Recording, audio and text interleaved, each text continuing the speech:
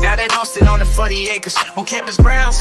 We gather round, discussing goals and dreams and life's adventures. The Texas Longhorns, they the talk of the town. High castles of the 40 acres, where we dive deep into the game day stories. From touchdowns to heartbreakers, we discuss it all. Texas Longhorns glory. There we gather round each Thursday night, talking sports, it's so alright.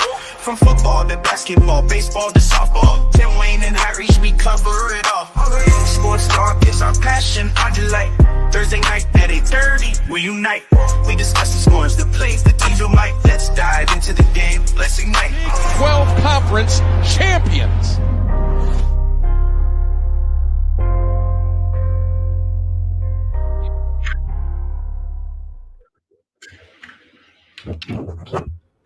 Good evening, good evening, good evening.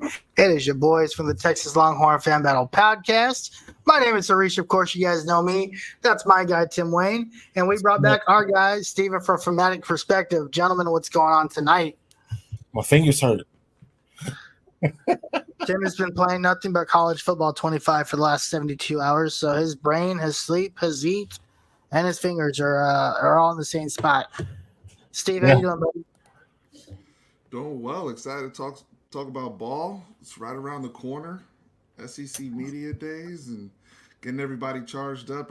But I'm excited to be back on and talking. Everybody throw us a like, subscribe, the whole bit. You know, as you come in, we take attendance. So appreciate you. Can you turn your mic up a little bit? I think it's like a little on the soft side. It is.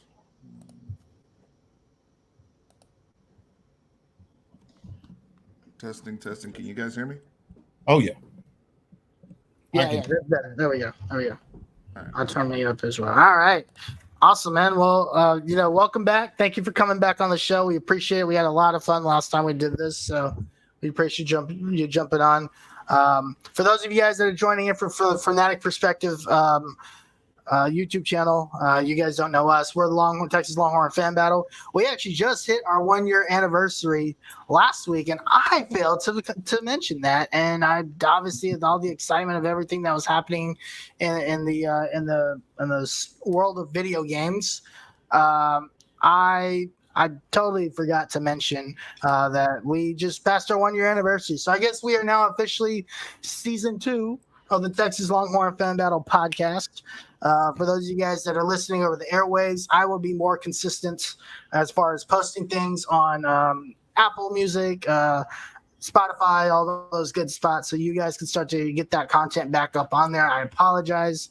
There's just been a lot going on, but we got lots of comments in the chat from the Fanatic Perspective guys, and we really appreciate it. So let's get to those real quick before we pay the bills. Corey Peacock, what's up, man? Hook 'em horns. Logan says, Sark reminding people of the SEC that the eyes of Texas are upon them. The fact that Texas was a very, very highly contested name of topic in all sorts of ways is definitely something we will talk about, and I'm curious to hear what you guys think about that. Cameron Parker says, what's up, Steve? What up from Chris Bennett? What's good, Chris? Steve, did you make the song? Yes, Steve made the song. We appreciate him for it. All credits to Steve. No, that song is actually it's actually created by AI. I just put in a bunch of words and AI took it from there. And I said that's what's up, and that's what we rolled with. Yep. And Cameron asked, Steve, my dog, even though you never brought me back on a show after. Cameron, I'm gonna bring you back, bro. I'm gonna bring you back. Nah, I know what he's talking about. Cameron, hey, that's good, man. We're all still homies here, right? We're all still homies here. How does it feel to be hated by the rest of the SEC? I don't think we're hated at all. I think we're actually the team that everybody loves to talk about. We are, as always, the team. Oh, I have a difference of opinion there, sir. Oh, I don't think anybody hates us at all. I think they just thinking about us. When we get to that point, I'll discuss what just from what it seems like, just being in a room full of coaches and men, that I don't have the same sentiment, unfortunately. The same sense that people don't hate us, or people do hate us. I think people are super annoyed with us already. Oh yeah, no, I completely agree, and I love it. I think it's fantastic. And then Cameron D. Parker. I don't know what that means, but Chris says Cameron D. Parker. Good old yo from Dimpled Wonder. What's up? What's up? And then Alan Makeda. Hook 'em horns. Welcome. Alrighty. Let's pay some bills real quick, gentlemen. We'll get right to it. FanBattleSports.com, where you can get the latest and greatest from the ASC South, including the Mayo-Eaton Titans, the Texans, the Colts, and the Jaguars. FanBattleSports.com. If you're interested in starting your own show, hit us up with the Contact Us button. We'll help you get all the assets all figured out, get you all squared away with the StreamYard account so you can start your own show. FanBattleSports.com. Of course, if you guys follow us on Twitter, we are at LH Fan Battle. I do see some familiar names from Steven's chat that I've seen that we've seen and interacted with on the Twitter waves. So obviously, if you are not following, please follow us on Twitter. We'd like to get to 3,000 followers before the start of the football season. That's like 45 days or so, 43 days.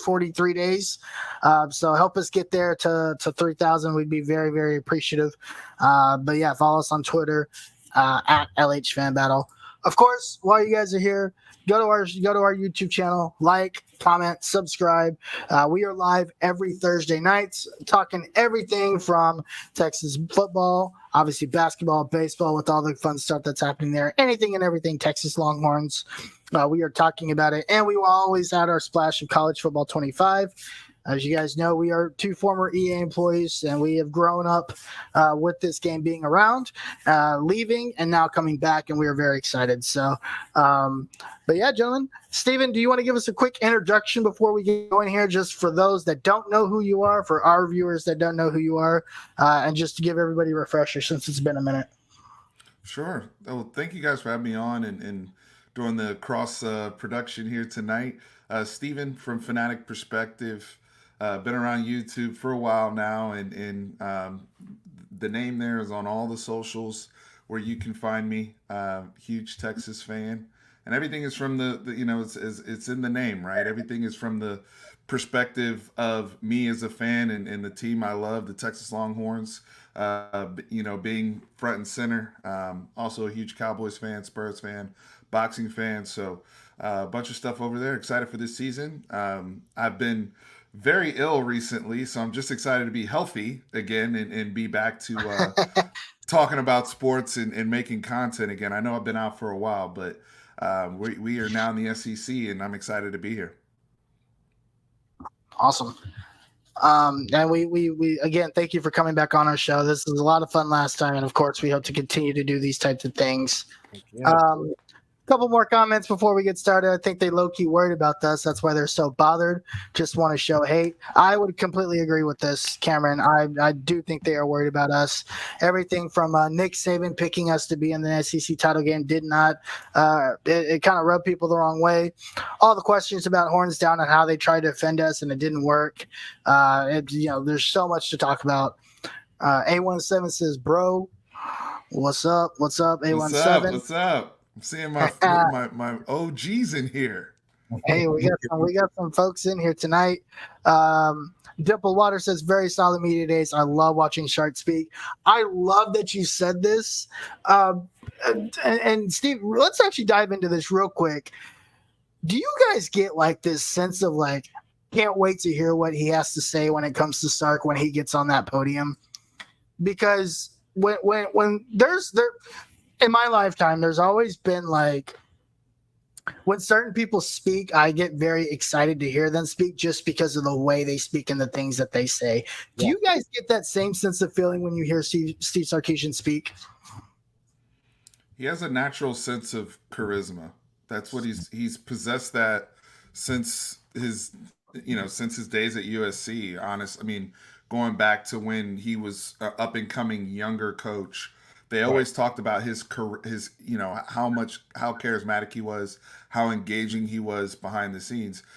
You see that every time he steps to the microphone. I mean, and the thing with Sark now is he's even more comfortable now in his role here at Texas and being the head coach of Texas, promoting Texas football, what it means, and then combining that with his experience in the SEC and how comfortable. It's just a sense of comfort, but also that natural charisma, and he's polished, right? There's nothing you're gonna hear Sark say that's gonna be taken out of context, or things that are gonna be going to there's certain coaches that to each their own. We'll talk about storylines today.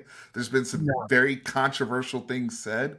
You won't really get that from Sark. Sark is going to be a lot more presidential in the way that he articulates certain things and addresses his program and the message that he wants to send across. So no surprise there. That's how he's always been. Yeah. Tim, what are your thoughts? To kind of piggyback on what Steven says, it does come across that Sark is very polished, and that not. I don't want to sit up here and say that he is polished, but then he also speaks the truth. But I think he finds a nice balance, right? He talks about first off, he starts by paying his respects to the Kiffin family. With Monty, he talks about they're honoring Nick Saban this week. So, he's also, admittedly said, hey, without Nick Saban here, I would not be here.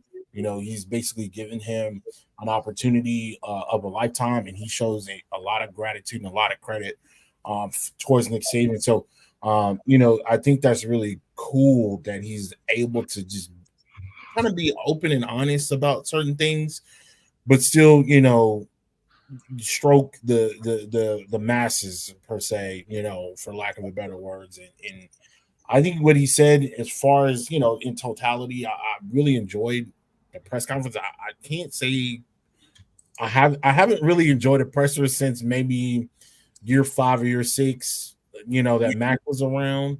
At that time that was starting to gain a little bit more speed as far as these things being televised and being talked about on the radio and things like that.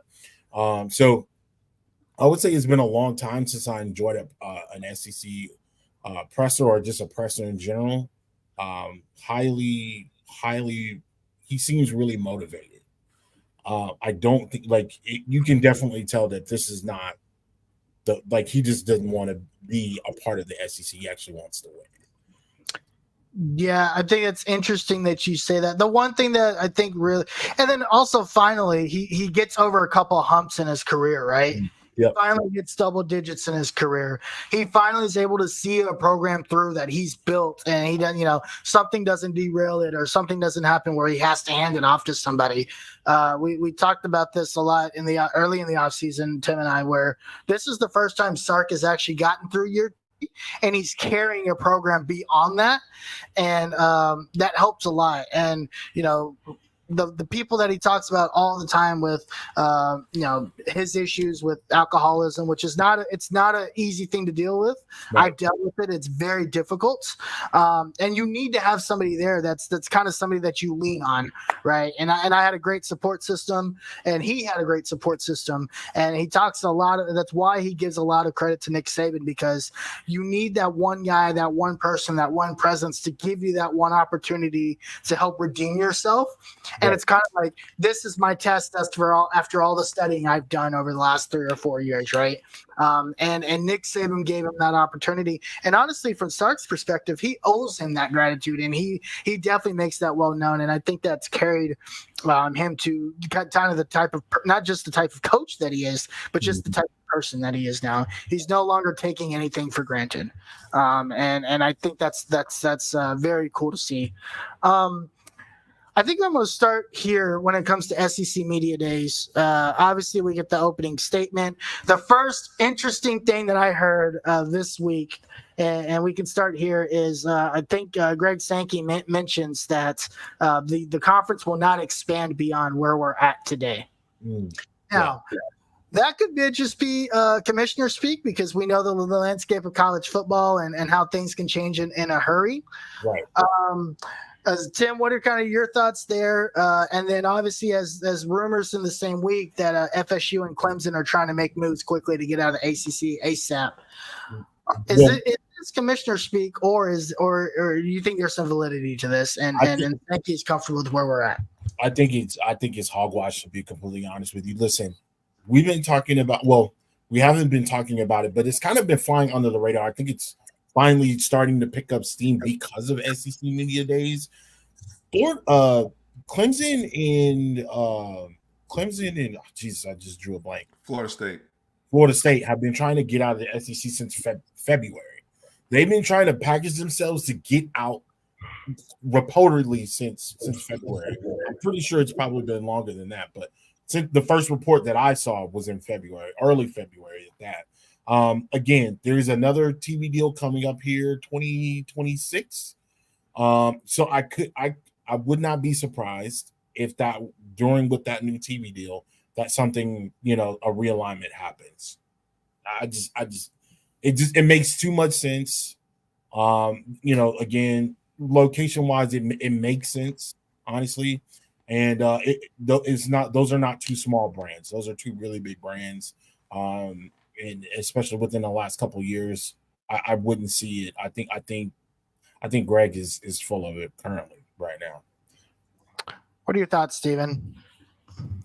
So, this kind of, the Big 12 has been aggressive with trying to get, expand their conference and really become that third super conference. Right now we have two super conferences between the Big 10 and the SEC.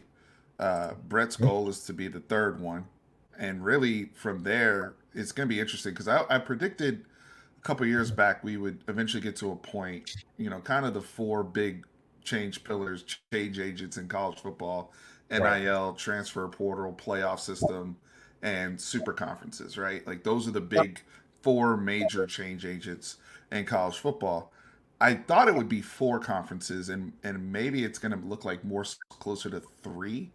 But as they have these conversations, I'm also thinking about other schools like NC State, right, and Virginia, and like really good programs in the ACC, because I don't know how the ACC survives with losing those schools. North Carolina, right? Miami. So so the Sankey stuff. I say that to say this: if you don't think that the SEC is going to be considering utilizing some of those schools, Miami, or whoever, to go from 16 to 24 at some point, Yeah, come on. I Yeah. mean, the Big Ten is going to be having conversations. sure. Eventually Notre Dame's going to do something. I mean, they're the ones sitting out there too. So there's still a lot of movement. This is kind of 1.0 of the super Yeah, conferences. But Right. Sankey has to protect them. He just added two big fish right Right. now. Right. Right. So you gotta. We're literally having the first. We got here June 30th. So he can't he can't already be on the prowl yet again, right? But we know that back channeling wise. Oh yeah, there's Come talks. on now. Yeah, Right. there's talks.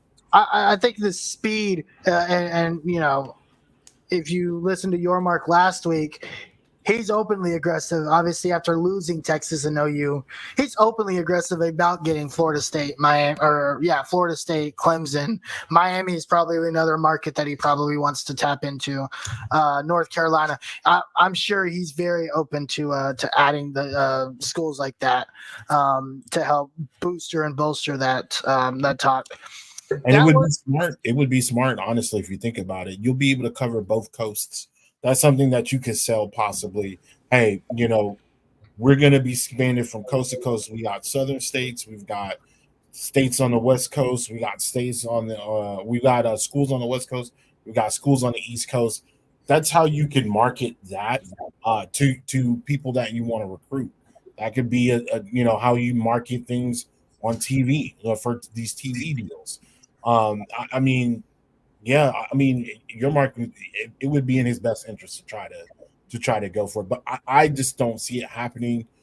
Again, SEC is the best conference, and I think that's just the way that's gonna fall. Now, do I think the Big 12 will possibly expand? Yeah, of course, but I just don't see Florida State or Clemson possibly going to the Big 12 currently. But I could be wrong. I'd be very interested, and I think SMU is a fish out there nobody wants to talk about. I've talked about SMU quite a bit. They've got the resourcing and the money. They don't necessarily have the program prestige, I guess you could say, yet, but they've got the funds and they've got the pipeline. But the Big 12 could look at something like that and say, well, we've already got DFW. Do we really need that with TCU? But that's probably a school to keep an eye out on to see if he can go anywhere. Even though they just got added to the ACC. Yeah, they just they just went to the ACC. I mean, what 5-6 years maybe is. I don't know how long those deals go. But I think Harish, you're on the line of thinking down the road. I mean, this is really future talk, but eventually the ACC devolves. Yeah. Right. Yeah. So then they would be back out on the market again. Schools like Steven, do you think with the possibility and the additions of a Clemson and a Florida State, let's just say 2026, it does happen. They get the new deals, the new TV deals. Clemson, Florida State joins the SEC. What happens to the ACC from that point? What do they do from that? You mean they join the Big 12? Yeah, I'm sorry. Yeah, they joined the Big 12. Yeah, or anywhere. Honestly. Yeah, then they're on life support the way the Pac-12 was, right? And is where they're having drinks instead of media. I mean, it's sad, but it's the reality of the situation. Like I said, we are going to eventually have just 3 massive groups. I mean, it just is what it is, right? Yeah. Now, whether these groups reside under the governing body of the NCAA is a question. That's the real question. Or if they decide to go under their own governing body. But they are going. But they've already decided this is the way we're going. I mean, to me, it's rather obvious. It's been obvious for years, and that's why you've seen these conferences already start to fall apart. Who would have thought the Pac-12 would have been that way 10 years ago? Nobody. Right? Nobody. Yeah, and No. as fast as it happened, right? It But, happened very but quick. as you saw with the Pac-12, all it takes is your two major markets, and if they dip, everyone's It's a trying mass to. exodus. Yeah, it's not Yeah, easy to see. this isn't far from the conversation we had in our first episode a year ago, where you and I, Tim, we had a prediction of the NCAA being gone as a governing body within 5 to 10 years. Yeah, Right. I don't think it'll be around anymore. And it looks like, based on the way things are moving and the way teams are moving, if it goes according to what anybody thinks within the next 4 or 5 years, especially with this new deal rolling up pretty soon, I could definitely see 4, 5 maybe conferences where they're all super conferences and they have their own governing body and they pick a chairman to run the league, because basically that's what it becomes, right? It becomes an actual league. Yeah. So we'll continue to monitor that. This is a very interesting question, and I don't think there's any validity to this. I think this is more fan talk than it is actual school talk. But isn't A&M trying to run again? Where would they go to? I mean, let's hypothetically say A&M runs to the Big Ten. Is that in their best interest? Does it do it? So that would just be, and I think it's more fan talk, honestly. I mean, from a money standpoint, they need to just suck it up and realize that SEC is now they're not the only Texas team in the SEC, but they're going to gain financially from it. Now, the Big Ten aspect is the Big Ten gets to stake claim in Texas, and that access for their conference too, right? Same conversation we're having about the Big 12 and trying to touch both coasts. So it's more of a touch thing, and I get it. I mean, the Big Ten, they're the other super conference right now, but to me, it's more fan. I have not put a lot of energy into it because I haven't seen anybody of any significance that I trust, of any credibility, say anything like this. Right. Agreed. You know what I mean? I put a lot of laughter into it. I think it's pretty funny. But that's about all the energy I've given into it. So, Lexus, hey, Steve, you've been gone for a while, man. You got a lot of fans that are excited that you're back. Yeah. Oh my God, Fanatic back. Lexus can't believe this is real. This is real, Lexus. We are excited. Steve is. We have reintroduced him back into the YouTube market. So, Alan mentions FSU and Clemson making a new conference with Wazoo and Oregon State. They'll play each other 4 times a year. A17 says that the NCAA is bleeding out. Yeah, I think this. I agree 1,000% on this. This is. I said 10 years a year ago, and now I think that might even be way less than that. I think we're finally seeing the death of the NCAA, yeah. and from a football perspective, we're seeing the death of the NCAA as far as college football is concerned.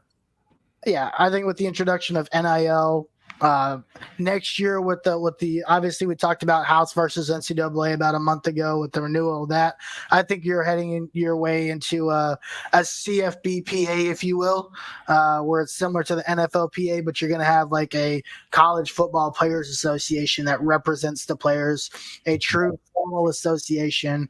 It will become this semi-pro thing. I hate to say it that way, but I think that's what it's going to turn into.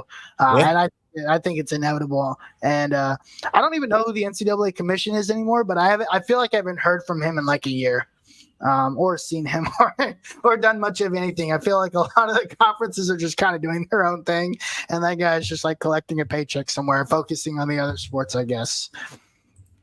My Mustangs can't win for losing.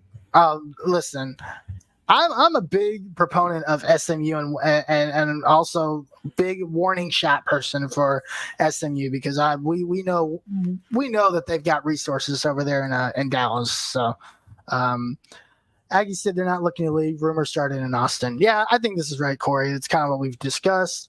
Of course, Isaac misses you. What's up, Isaac? My man. that when he sees Steve, football season right around the corner. Real quick, you want to talk? We haven't discussed this at all, Steven. You want to talk about your most impactful transfer portal guy before we get back in line here, offense and defense. Who do you think? Yeah, just to answer Isaac's question, I'm kind of picking the big name guys here because we're in the SEC now and we're looking for immediate production.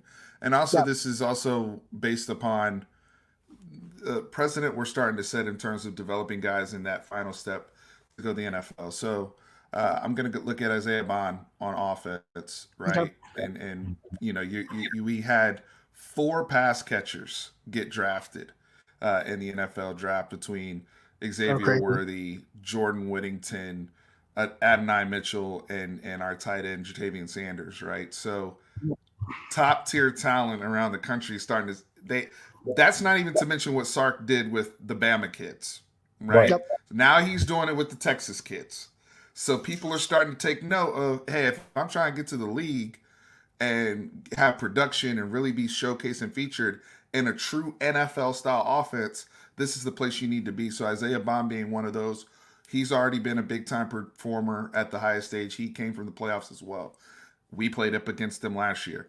On defense, I'm gonna go with my guy Andrew Makuba out of Austin. He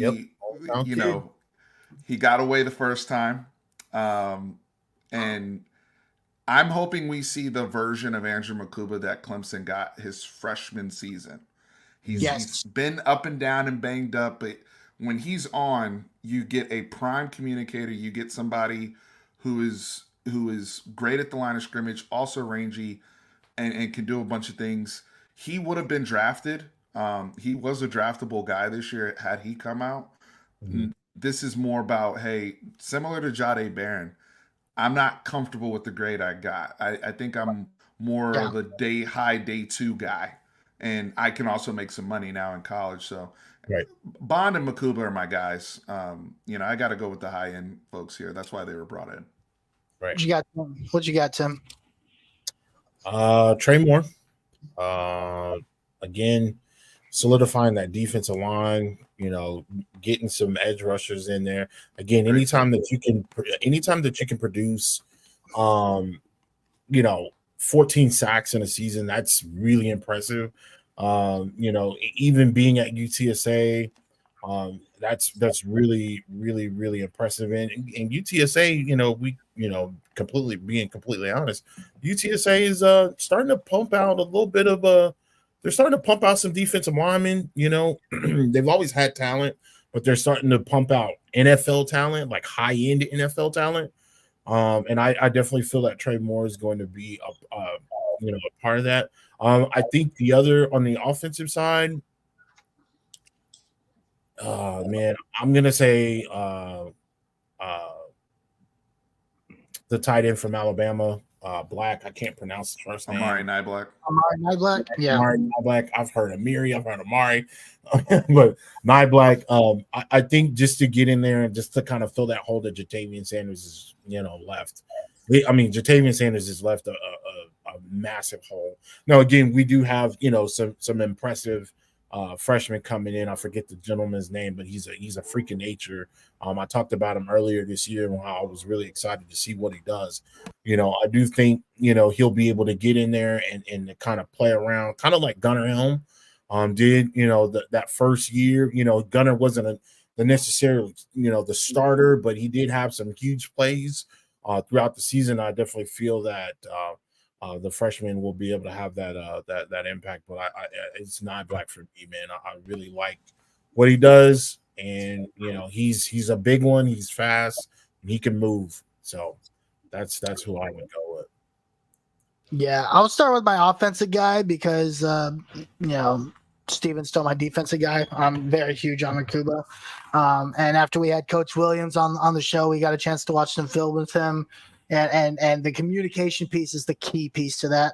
Right. It's desperately needed on the back end of this defense. So Makuba, we're lockstep on that one. I'm going to go Silas Bolden. Okay. One of the things that Sark talks about a lot is versatility. And Silas Bolden brings versatility, and I think he's going to bring versatility in a role that I don't think people are expecting. we know about his punt returning abilities. Excuse me. We know about his punt returning abilities. He's electric in the special teams game. Steve Sarkisian is he mentions in his press conference how excited he is about the special teams taking the next step and continuing to grow on what they've already got. Silas Bolden is also going to be a really good receiver. He can go outside, he can go slot, he can go, he can play short routes, deep routes. He's an excellent route runner. He's got a lot of different things in the route tree that he can pull out. And he's just one of those guys that, Bolden's going to beat you over the top. He's very good at his, or Bond is going to beat you over the top. I know we don't talk about Golden. He's going to be a guy that's going to be your big guy. You talk about your RPOs, you talk about things like that. But I think if you talk about a guy that's got everything in the route tree, I think Silas Bolden is the guy that's it's impressed me the most. And he's also the guy that's actually, out of all of them, the guy that is talked about the most. Quarterbacks, wide receivers. I mean, Arch Manning talked about Bolden. Ewers talked about Bolden this week, and we'll dig into that. But I think when you talk about versatility and what Sark's looking for, he kind of embodies that.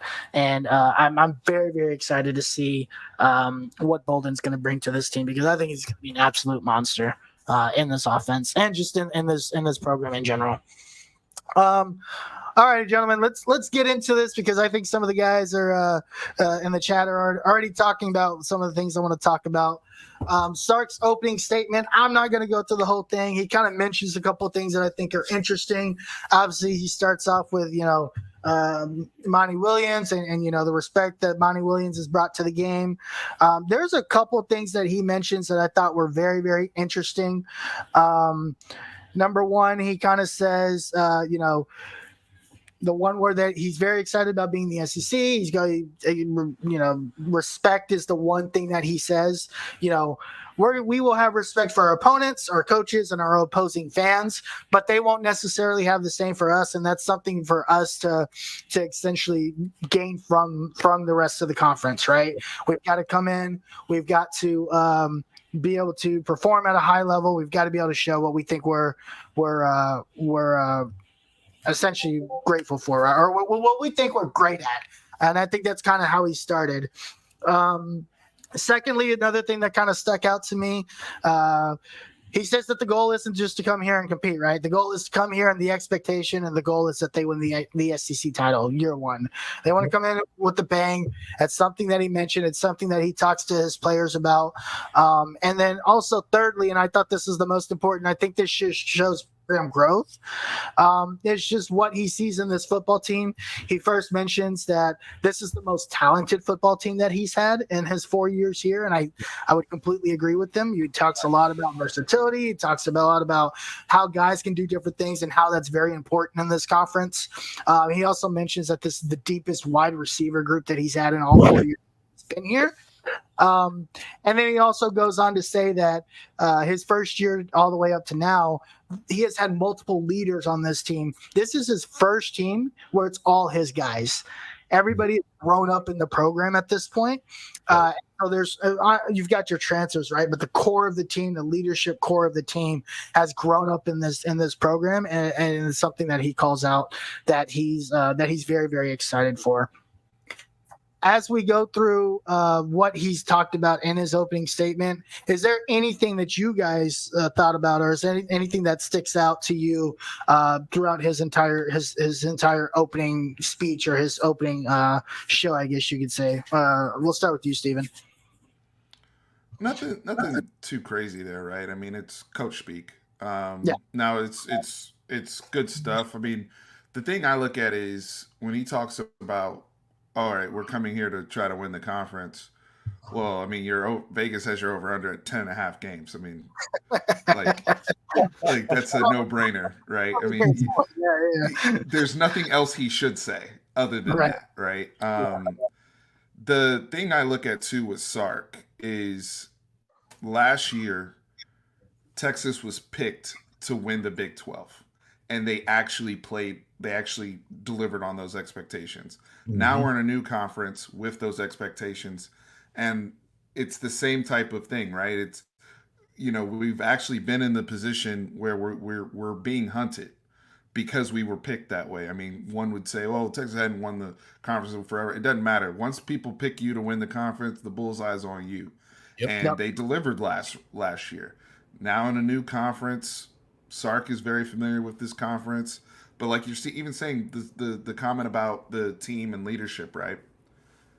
This is one thing I've always appreciated about Sark from the beginning. He said in 2021, if you on the team, you one of my guys. No, none of this. You were recruited by Charlie. You were recruited by Tom Herman. We have, because if you think about it, we have not had those conversations about factions in our locker room in a long time. Because he said, if you want to go. All respect to you, if you came here to play for Coach Herman and some other of the staff, that makes sense. But if you decide to stay, you're my guy. Right. And that's how you nip it in the bud. And so, yeah, technically this is the year where it's people he's recruited. But if you think about the culture started getting built with guys like Bijan and Roshan a couple years back, that it's now starting to cycle.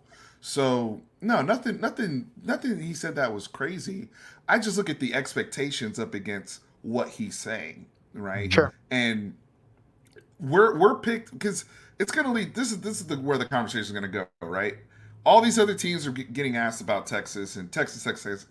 It's not Sark bringing that noise. It's not really Texas. It's everybody else bringing that noise. You know why? Because this team is freaking good. Right. And this team is coming off of a playoff appearance, and there's high expectations, right? Yep. And so on top of the brand of Texas. So, I mean, at the end of the day, can he do what he did last year with this group and have them play up to those expectations? Because they did it. And that's something where now he's looking at it from a position where I'm proven, right? Yeah. Now, not necessarily in the SEC, but as a coach with my program, I'm proven. It comes down to, can he retool and hit the same expectations, right? Because he rebuilt and did what he did last year.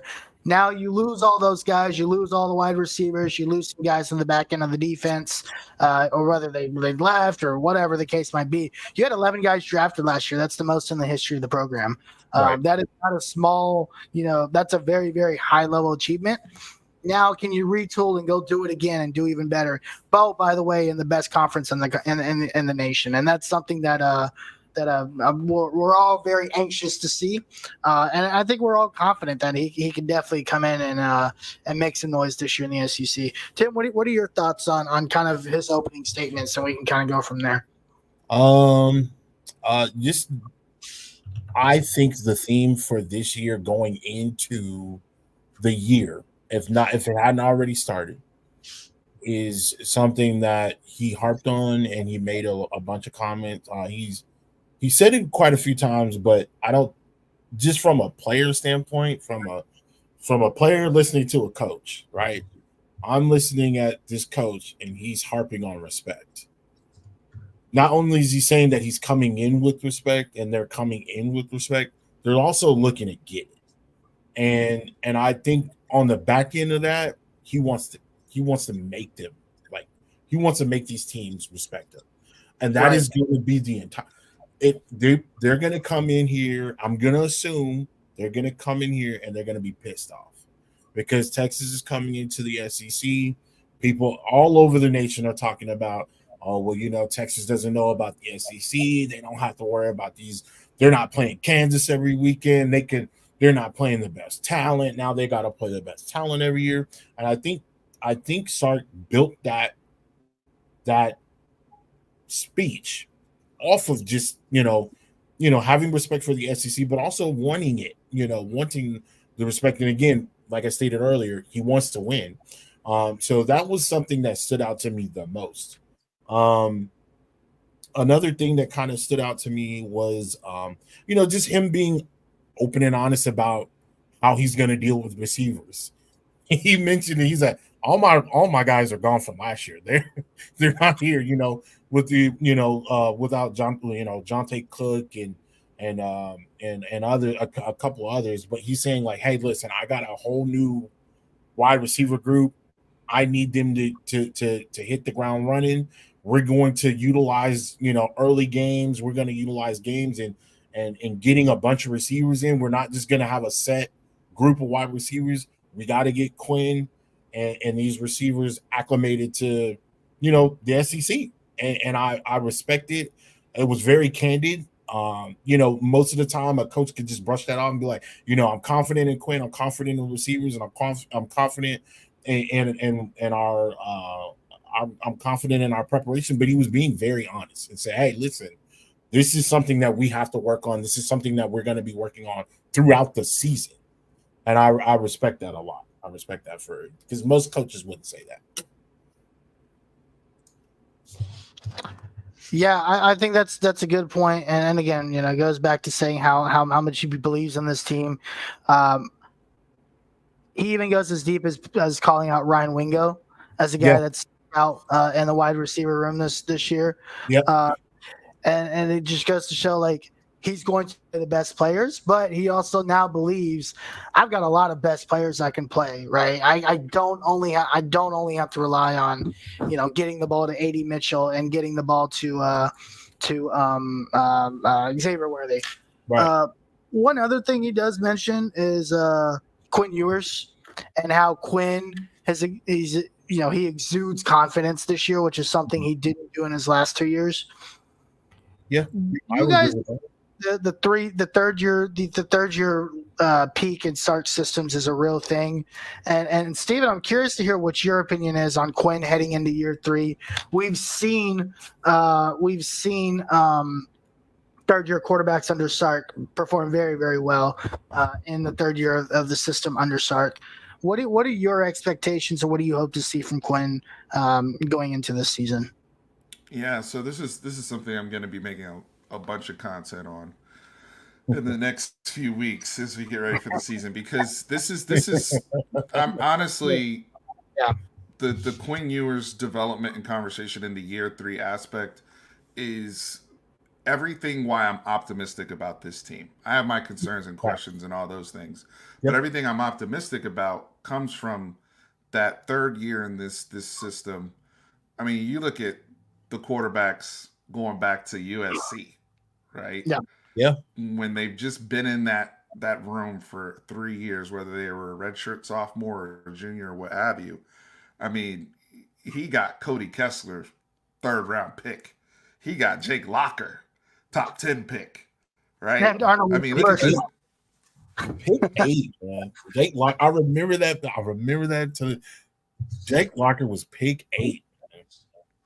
I mean, you look at after Locker, he had Keith Price, right? And the stuff he did with Keith Price. Like, these guys, their 3rd year in. And so that's why the question about the receivers is interesting, and then I see Isaac commenting about the rotation, which is something I'm definitely going to be paying attention to. But I've said this since Quinn has gotten here. When do you take ownership of the offense as a quarterback? When is this your offense? Mac Jones took ownership of the offense. Tua Tagovailoa took ownership of the offense when they were under Sark's tutelage. Yes, he's my coach. He's calling the plays. But when I'm at the line of scrimmage, I'm the general. And I have the advantage of having helmet comms, by the way. I was going to say, now he's got that, right? Yep. Right. So the thing is, though, for Quinn, it's also his contract season. So is Kelvin Banks and a few other guys.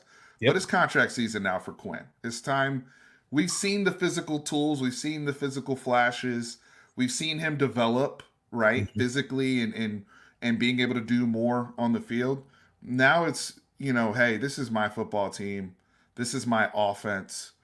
This is year 3 of what is supposed to happen under the tutelage of Sark, and also in my preparation to go to the NFL.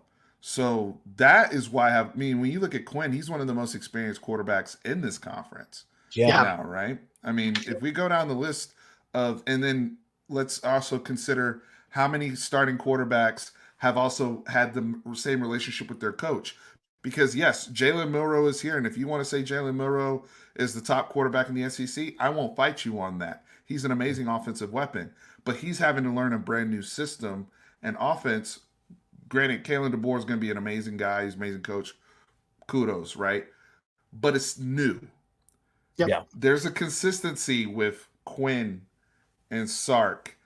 And oh, by the way, you have somebody that will take ownership of the offense sitting right behind him, pushing him in that room, which he talks about, right? Their quarterback room. Quinn said something that I've been saying for years about Sark's quarterback training and room.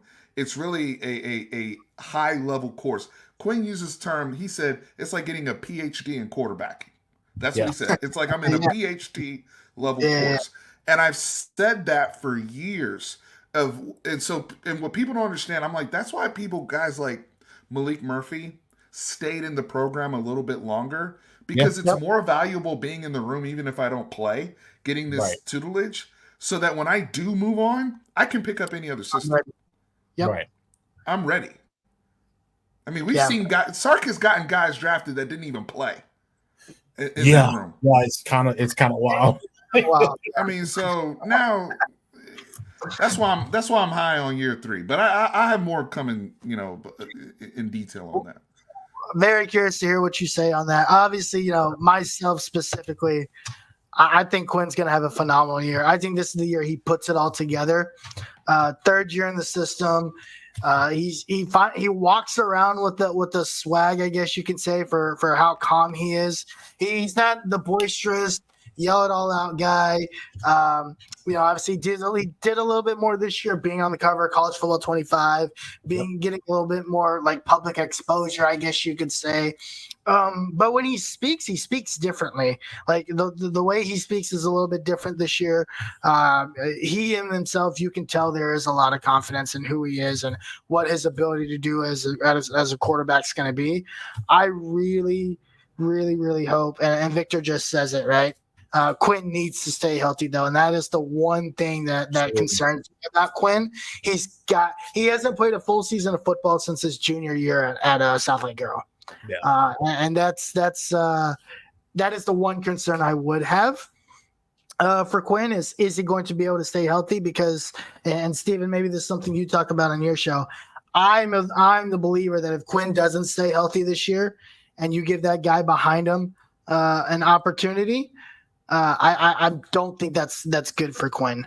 I don't know if that's something he can come back from. Corey's comment is the next thing I'm going to say. Everything's tied together for Quinn. It's one word: it's consistency. Yep. That's why the footwork thing is right there, right? Part of that is, some of the injuries that Quinn has taken are avoidable, right? If you don't leave your feet, right? Yep. Sliding versus diving, they've had that conversation in media day, but it boils down to consistency, because these are things where he has shown what it looks like when he does have proper footwork, when he does have proper discernment when he's running the ball, whether to dive or slide, because you have to have discernment when you have the ball at all times, but especially once you cross the line of scrimmage. Yep. With Quinn, it's consistency with everything, and it starts with his feet. If when his feet are fine and it's married and he's active, right? He doesn't have, because to me, Quinn he has lazy feet sometimes. That's just what I see. I'm not an NFL scout or anything like that. I know they love the arm talent. It's justified. Anybody that can throw, and Tim knows this, anybody that can throw to the opposite hash 40 yards on an out route, that's special. You're going to get drafted because of that. Right. It's the hardest throw in sports. It's just like if you're a culinary chef, right?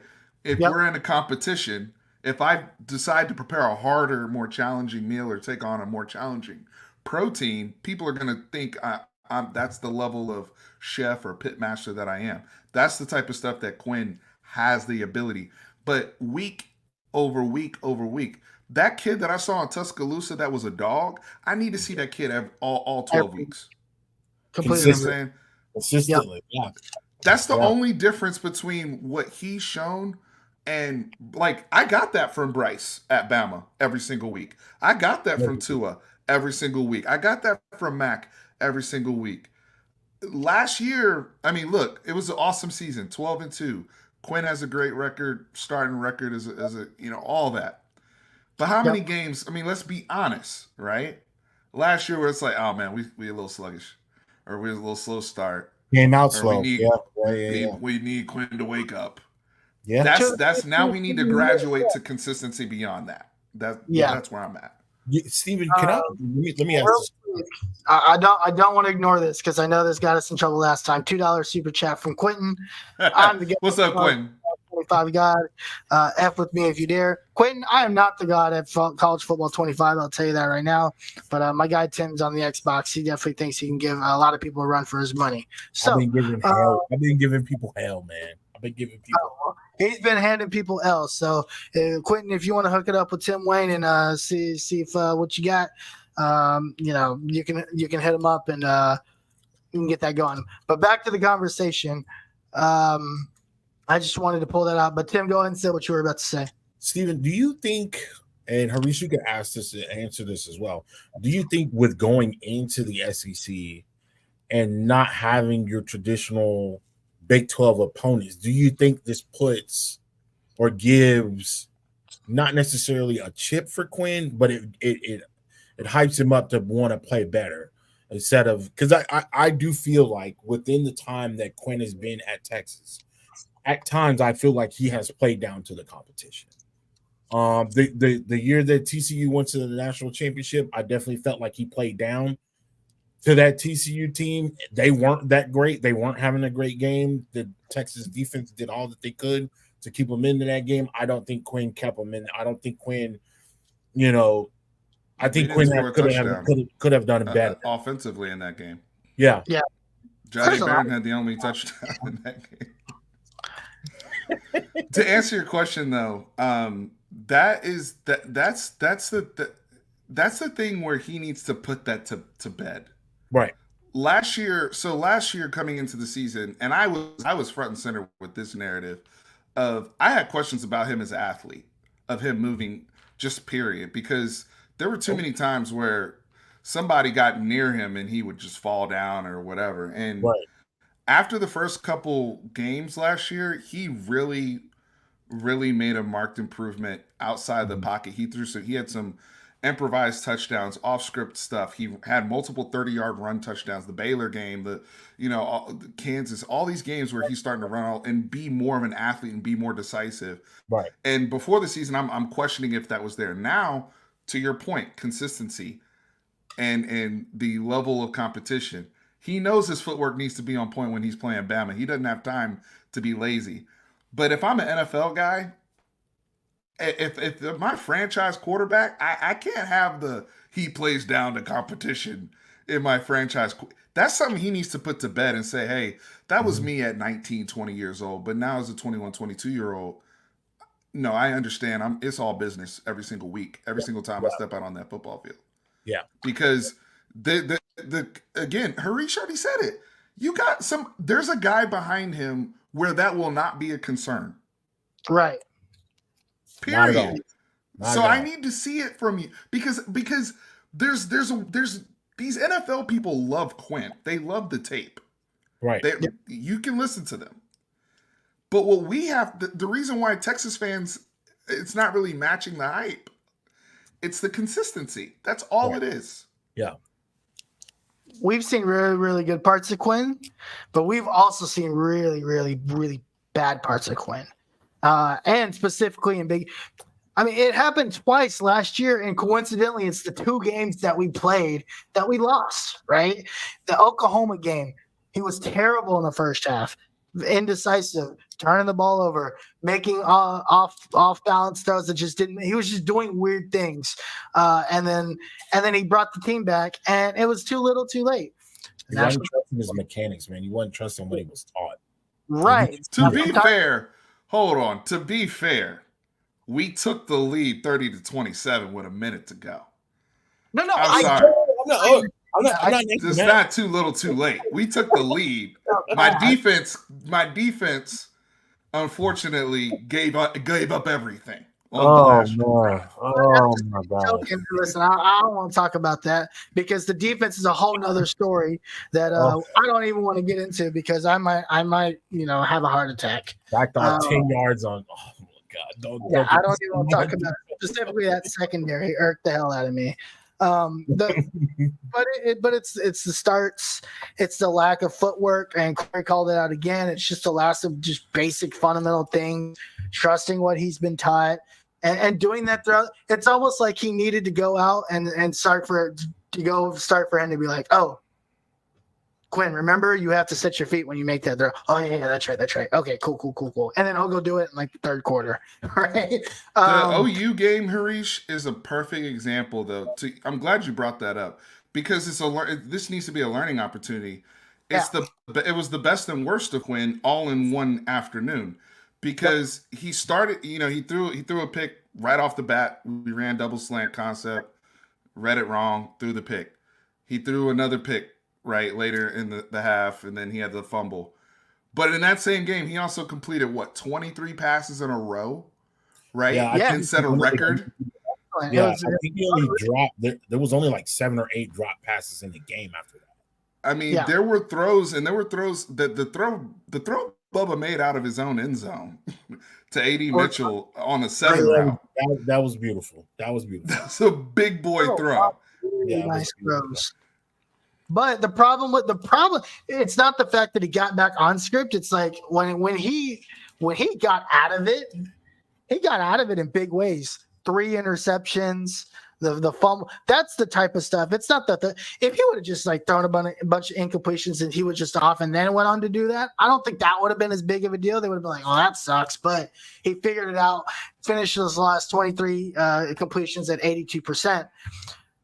But then it's the fact that the results of his decision-making in those inaccurate throws that he had in the first half and what they ended up being, which essentially at the end of the day are points to cost them the game, right? Minus the last drive, that's on the defense. But up until that point, those mistakes, is the difference between those guys doing well and not doing well and coming out on the right side of the scoreboard.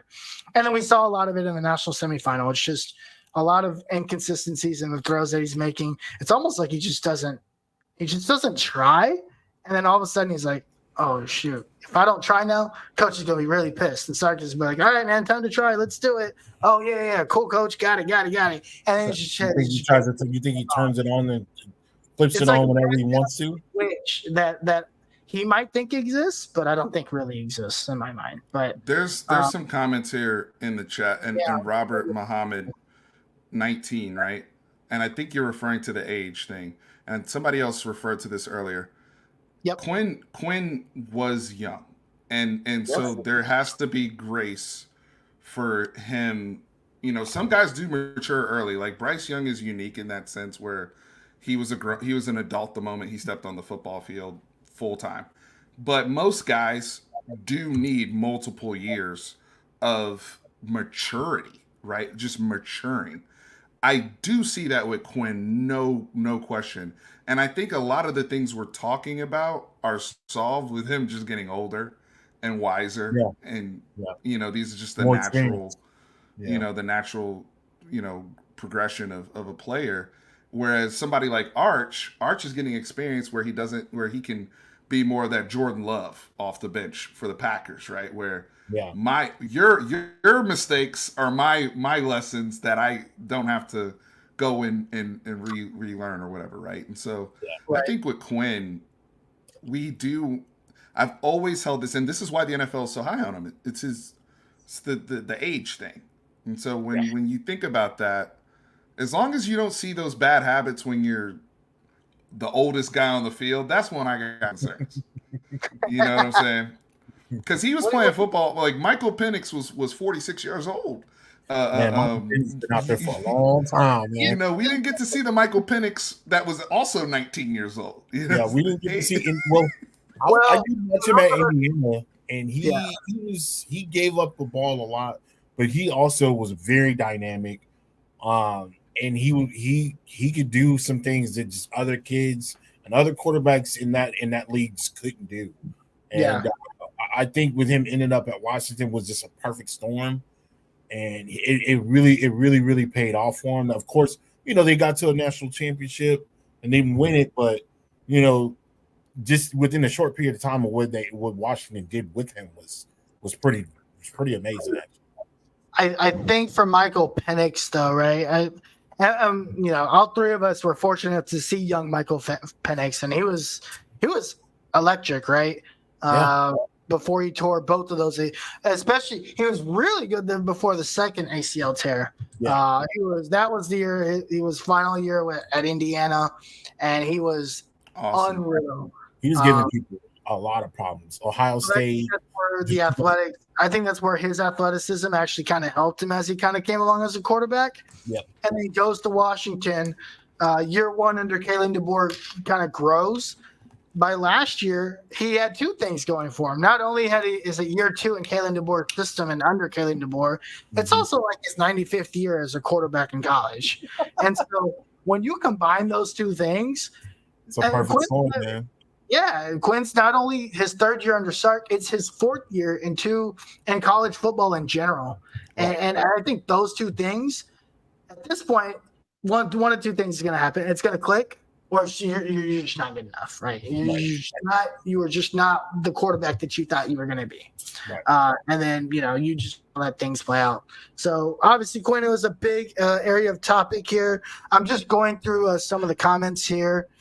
And I think one thing was, and you kind of touched on it, Steve, right? Do you think the ability or the lack of ability for Quinn to read a defense impacts any of his just footwork or mechanics? Yes. Yes, Absolutely. but I don't think he's below average reading the defense. Let me clarify those two things too. Also, our offense, we require the quarterback again. It's not one of those offenses where half these offenses, the coaches are telling people where to throw the ball. Let's be real. Yeah. They're not reading shit. It's just, hey, you repetition. read. And so he's actually having to do progression. And Sark's progressions are top-down progressions, right? Deep to low to high to check down. Yep. And yeah, the footwork and all those things married along. But Quinn's ability to read defense has improved. I know Marlon and we've debated. Marlon and I will he's going to text me after this. Yeah. We've debated about this, and it's to be seen, to your point, Marlon. But one thing I wanted to mention, because somebody mentioned about Sark. Texas, we haven't had, even Sam Ellinger, when he was here for forever, we changed up play callers. We changed up, who was in his ear. It wasn't always Tim Beck. This is truly Sark Quinn. Like, there's no other, we have AJ Milwee in there as well, who does a great job with everybody in the room. But in terms of the play calling and whatnot, like he said, Sark, there's been times where I've put some of this on Sark in terms of, hey, you're not calling the game to the strengths of your player where we're at right now. I think over time, that time in matters. And you also can make adjustments quicker. If you come out, look, there's going to be times, the SEC is, like y'all said, this is the best conference. We are going to have a week where we come out and our game plan wasn't it. And you'll know right away. Somebody set a trap for us or something. But when you have that type of relationship, you can pick way quicker than somebody else that's in their first year that's limited with what they're able to do and doesn't have that relationship with their coach. Absolutely. Yeah, I agree with 1,000%. Yeah. I really agree with that. All right, gentlemen. I know we're running a little over time. Is there anything else that you guys thought stuck out this week that you guys want to kind of talk through real quick? There's only. Go ahead, Steven. I had two things. Go for it. Number one, Lane Kiffin today. Going after geez. Paul Finebaum. Lane Kiffin, man. Ooh. Lane Kiffin, man. Kiffin.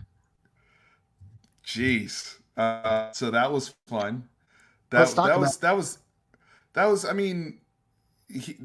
another coach, right? Where Ole Miss expectations, because this is going to lead me into the second thing, but Ole Miss coming off, like, he's finally had that consistent year, and I have my questions about Ole Miss because of Lane and his maturity and whatnot. But he's like, dude, I've been on a journey as well, right? And I've been through some hardships, and a lot of it, sometimes self-inflicted. Obviously, he just lost his father, the great Monty Kiffin. Yep. But this is an Ole Miss team right now that he's also decided to stay. People have been reaching out to Lane trying to pluck him from there, and now he's built it up. And that leads me to the second thing, which is I don't think people are really understanding what this 12-team playoff is going to do to how we perceive the regular season. I really think it's going to be more of like an NFL, NBA type mindset of like you're paying attention to seeding, but you're not really being punished for if you take a bad L or whatever, because it's like, yo, it's just as long as we make the playoffs, right? As long as we get in there, Yeah, that's right. right, we got a chance, because it's going to turn into playoffs or bust, just in general as the expectation for a conference. And that's why my thing is this. I know the 10.5 number, crazy number for the first year in the conference. If Texas goes 11-1 or 10-2, outstanding. But we need to beat OU, number one. I'm tired. Look. Yeah, I hate it. I don't think it's been prioritized enough from a recruiting standpoint, from what the rivalry means. That 8-1 last year, when I look at that, or 9 and whatever we finished in the conference, that N1 stings, right? Yeah. And the manner in which you lose to them. I mean, we need to beat OU this year and beat our rivals, and also because the rest of it is going to be, did you make the playoffs and do you have a favorable seed to go win a national championship? That's really what it's going to be, regardless of what the record is, regardless of what happens in the Michigan game. But I need to beat OU, and I want to see us having, the ability to be in position to make a run. I would agree with that. I think we're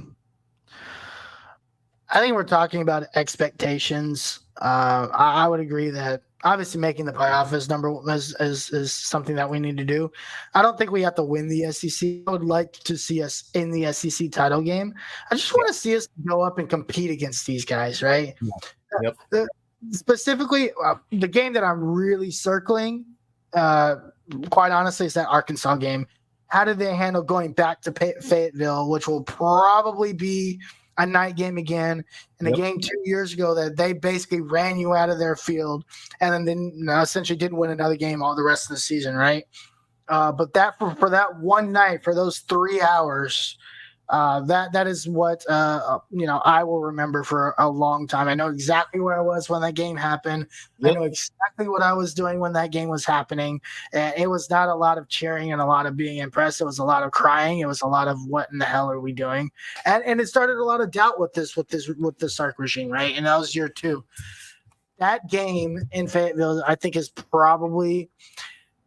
I get College Station is probably the most hyped game on the schedule. I honestly feel like that Fayetteville game is going to be probably, if not the second most, the most important game on the schedule for me. I agree with that. So, but the A&M, and a lot of people are going to jump on the A&M thing. Well, obviously that's the big. Obviously, the A&M game is the most hype game and everything. But no, you're right, Harish, because the Fayetteville game, I love the way you put that, eloquently put by you, of it's full circle for Sark and this program, right? Because those who are familiar with my channel, we call that place Fayette now, because it was Fright Night. It was Fright Night. And it was scary. And look, there were some brothers on the field that were shook. Okay, let's just call a spade a spade. Not everybody, but there were some brothers on the field that they didn't want to be in that environment anymore. And I haven't seen looks like that on our faces since, so that's a good thing, right? Like at least now when we go somewhere, it's like we might get beat, but we ain't scared, right? Like there's that. The A&M thing, though, I also look at it this way: it's the last game of the season. And there's gonna be playoff ramifications, potentially conference title ramifications. I do think some of these SEC games, these wars that are going to be happening in November, it's going to be a battle of who has the most people left because the most healthy, yeah. I mean, these Can't get games, beat up by then, I yeah. say it all the time. When you go to war against it, when I say war, I'm saying Texas OU last year. People Yep. were lost in that game, right? Yep. On both sides. When Texas played Bama, people got hurt. It just it's when you're playing a game of that intensity, we're going to lose people in Texas, Georgia. Georgia's going to lose people in that game. Absolutely. So at some point, it's going to come down to how many healthy people do both sides have, and that's why I'm putting the A&M game in its own little place on the side. That Arkansas game, we should be healthy, or relatively healthy. Yeah. So to your point, those type of games is a good litmus test. It's literally comes down to, do you remember the Alamo, and are you ready to avenge the Alamo? Essentially, right? So that's kind of what, and I think that's really why that particular game sticks out to me for that specific reason. Like you said, it's a full circle moment. Corey says game day in Fayetteville. It's day game in Fayetteville. Listen, I don't care if it's a morning game in Fayetteville. I'm terrified, and I'm concerned about going there, but I shouldn't be. Isaac is excited to see Jordan Washington get some meaningful playing time as well. That's the tight end you were talking about earlier, Tim. And Ryan Wing, Texas's project. I'm getting very, very excited. We talked about this when guys on the team, especially older guys, are talking about younger guys or new guys. That means this is somebody. That's the guy. Special brewing, man. Something special brewing. That's something you got to pay attention to. And there's a lot of talk. So we talked about this earlier with Silas Bolden, and then now Ryan Wingo is another guy. A lot of guys are talking about, and definitely something we need to keep an eye on.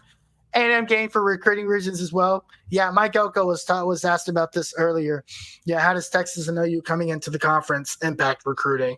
Obviously, like he says, it doesn't impact recruiting at all. We've been recruiting against them for a while, but it's a little bit different now, right? You've been recruiting against them for a while, but they also haven't been in the same conference as you, and you've been recruiting against them. So I think that does bring a whole new element to it. And Isaac says Georgia, Michigan, OU are my only concerns this year. Not mine. I've got a little bit more than that. More. I got more. Michigan. I'm curious. Isaac's confident. Can I say one other thing real quick? Regarding so this goes into the Michigan thing, because we're going to Ann Arbor. We're going to be playing in that environment.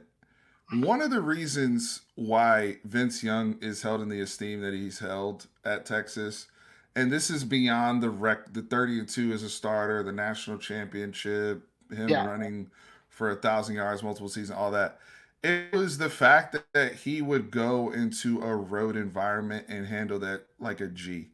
Like, I remember a young Vince Young, 2004.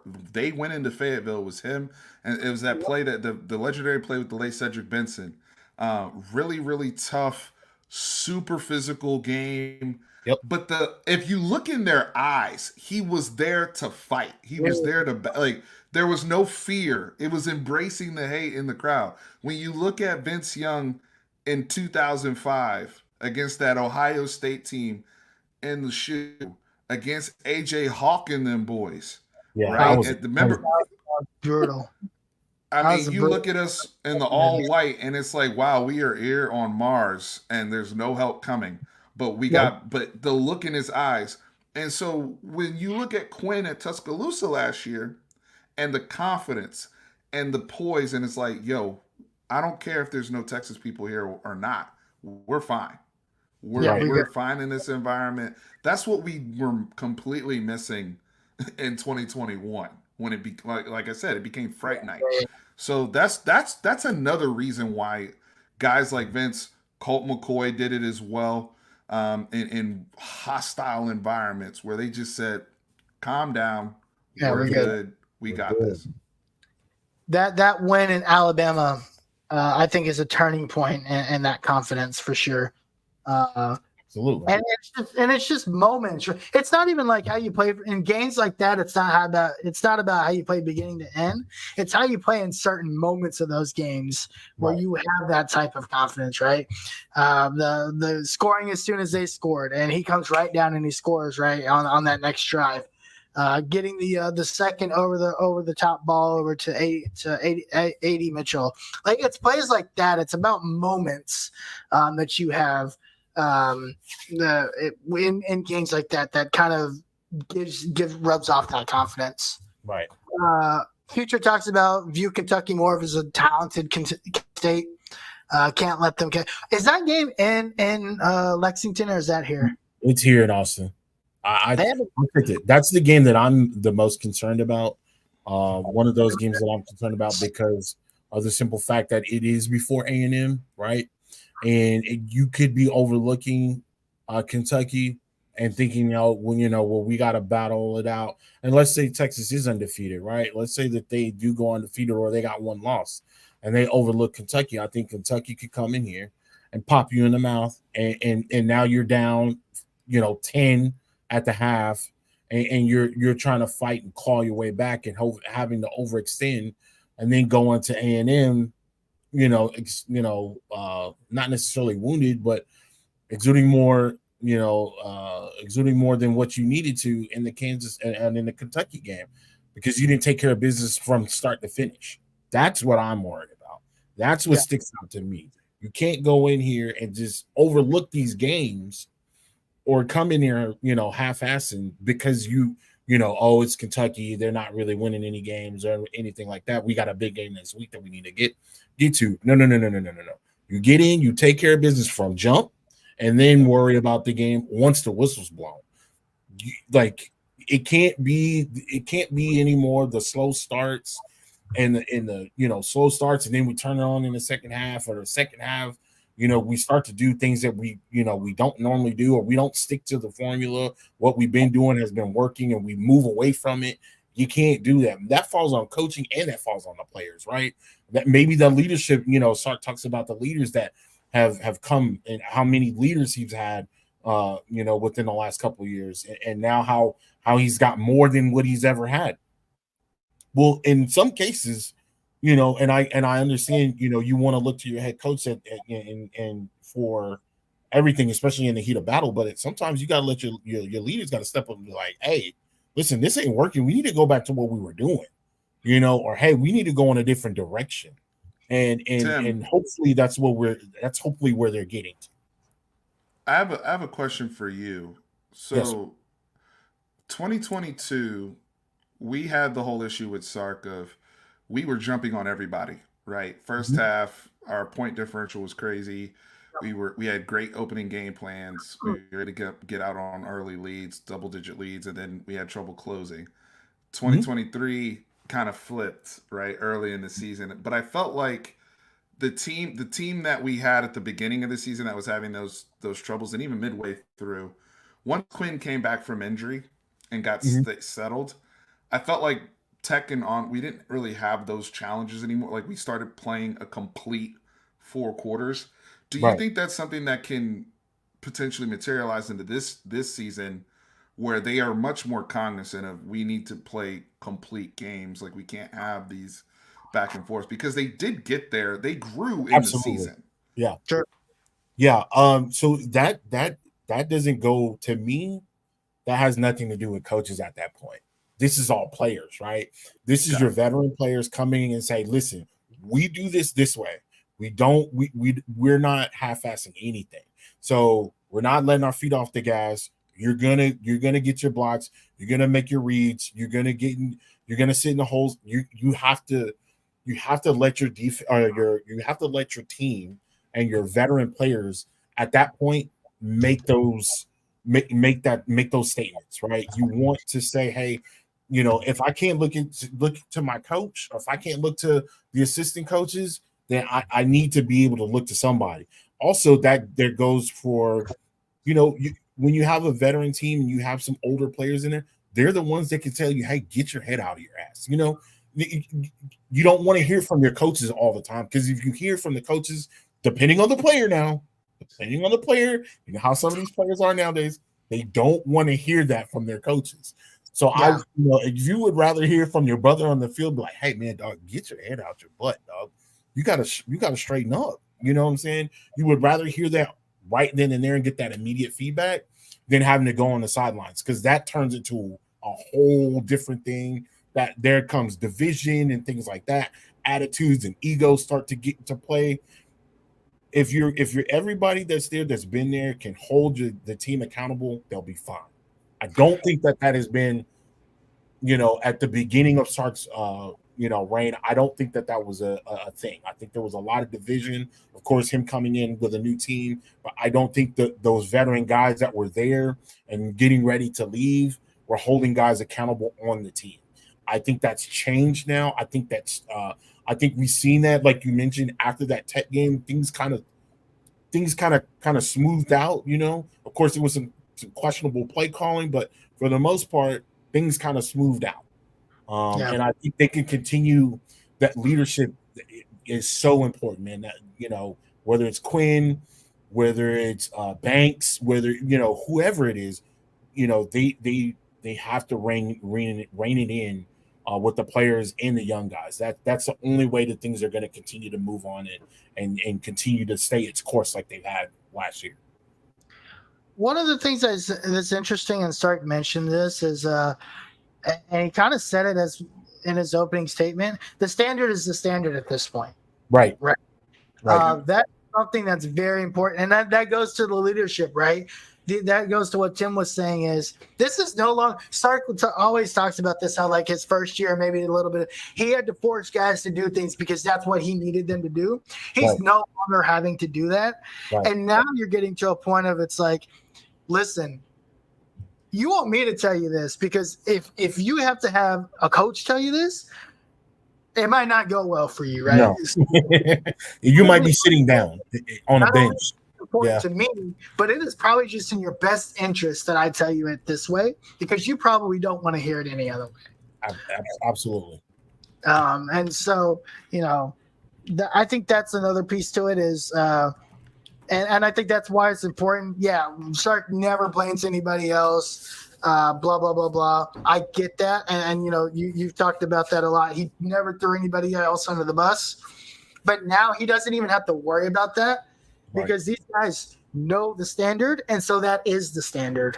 And so I think that's where that whole mentality of these are my guys now comes from. When I mentioned that earlier, they know what it is, and it's now up to them to continue to drag that to keep. But now you just have to repeat that a multitude amount of times, which is very, very hard to do year over year.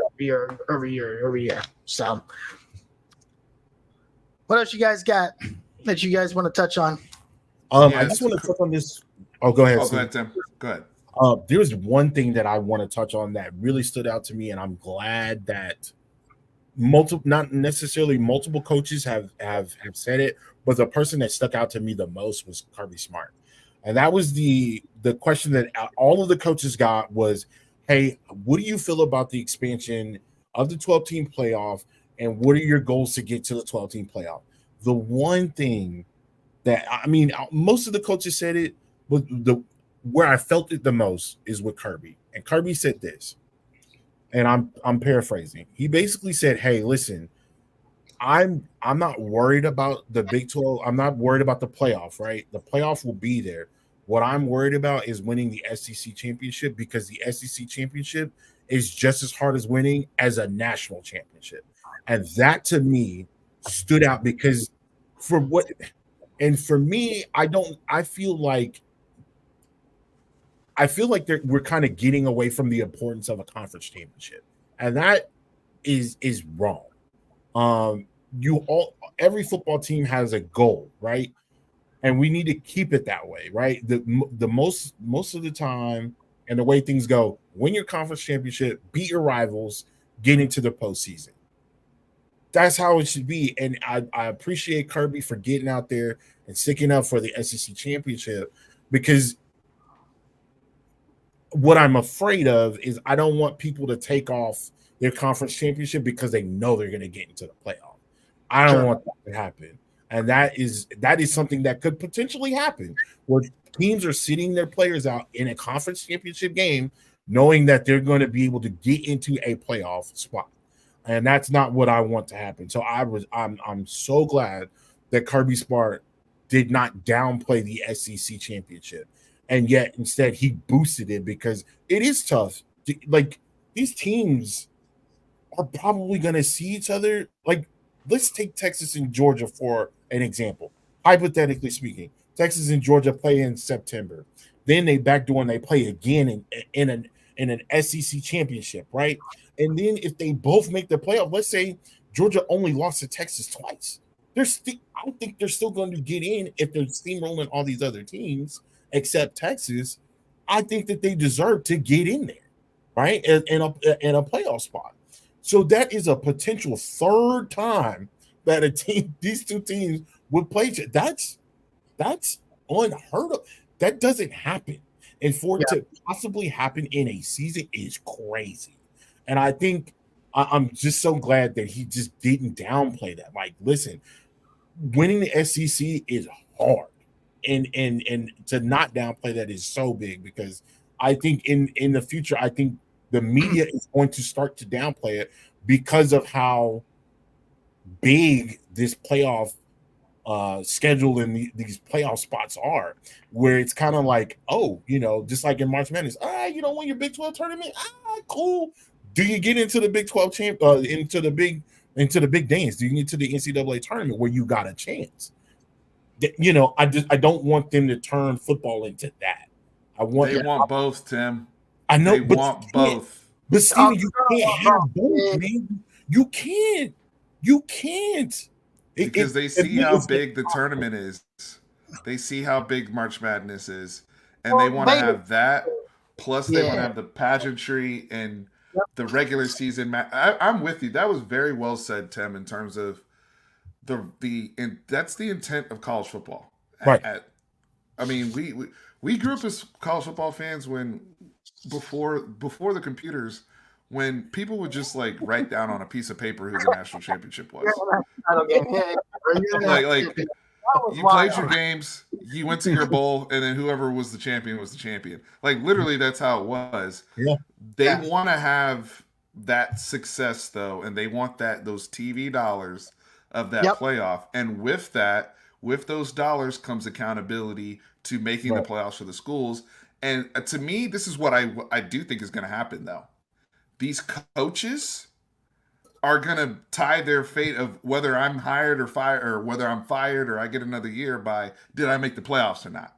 Like even if you underperformed, even if you came into the season number 1, but you snuck in the 11th spot, I still get to keep my job because I made the playoffs. I got in. No, man, you play third in your conference, man. Yeah.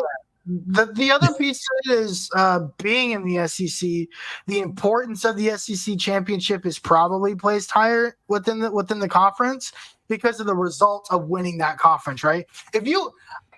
I'm just going to throw this out there. I'm willing to bet 9 times out of 10, if you win the SEC, you're going to be either a 1 seed or a 2 seed. Yeah, somebody said here, Chris said you're going to get the bye. Yeah, so. and it's all getting a bye is important. But even in those, if you're a 3 or a 4 seed, you run the risk of hitting that 5 seed before you get to at least the semis, right? And again, it goes to what you were talking about earlier, Steve. It's all about seeding at that point. So getting a 1 or a 2 seed and saying, "Oh wow, I can avoid 5 seed Texas until maybe at least the championship game or the semifinal game, right? Or I can avoid an 8 seed Ole Miss team because I'm a 2 seed, right? I'm just making these numbers up, but avoiding these teams, possibly seeing them for a second or third time in a season when you've already beaten them. These coaches and players know what it's all about. This whole stuff about like, certain rivalries not mattering. That's all just us in the media, not us, but us as podcasters just to have a joke and something to laugh about. And then also just the media just to have something to talk about. Yes, on the show, we had mentioned Texas OU doesn't matter because you can get into the playoff. Yes, that is actually rightfully true. But it does matter because the seeding, right? Losing to OU and not getting in the SEC title game could be the difference between a 5 seed or a 2 seed potentially. And that is important to the coaches and the players. Right. The Kirby, to Tim's point though, Kirby was cooking this week Kirby, because Yeah. he called out Dan Lanning. I mean, we we all know what. Yeah, we need to talk about that. You know, we had the whole situation where DeCorian Moore selected Oregon, and everybody went up. Everybody threw everybody for a loop, and it was a big conversation in the Texas fan base. And then, behind the scenes, I was kind of like, Dan Lanning got that war chest with Phil Knight. Yep. And for Kirby Smart to just outright say it was strategic. Number one, to talk to his people, right? Of this is what I'm dealing with. This man is now unchecked with the open Nike war chest that he has access to. And he put out the narrative like he's just able to buy and get whatever he wants.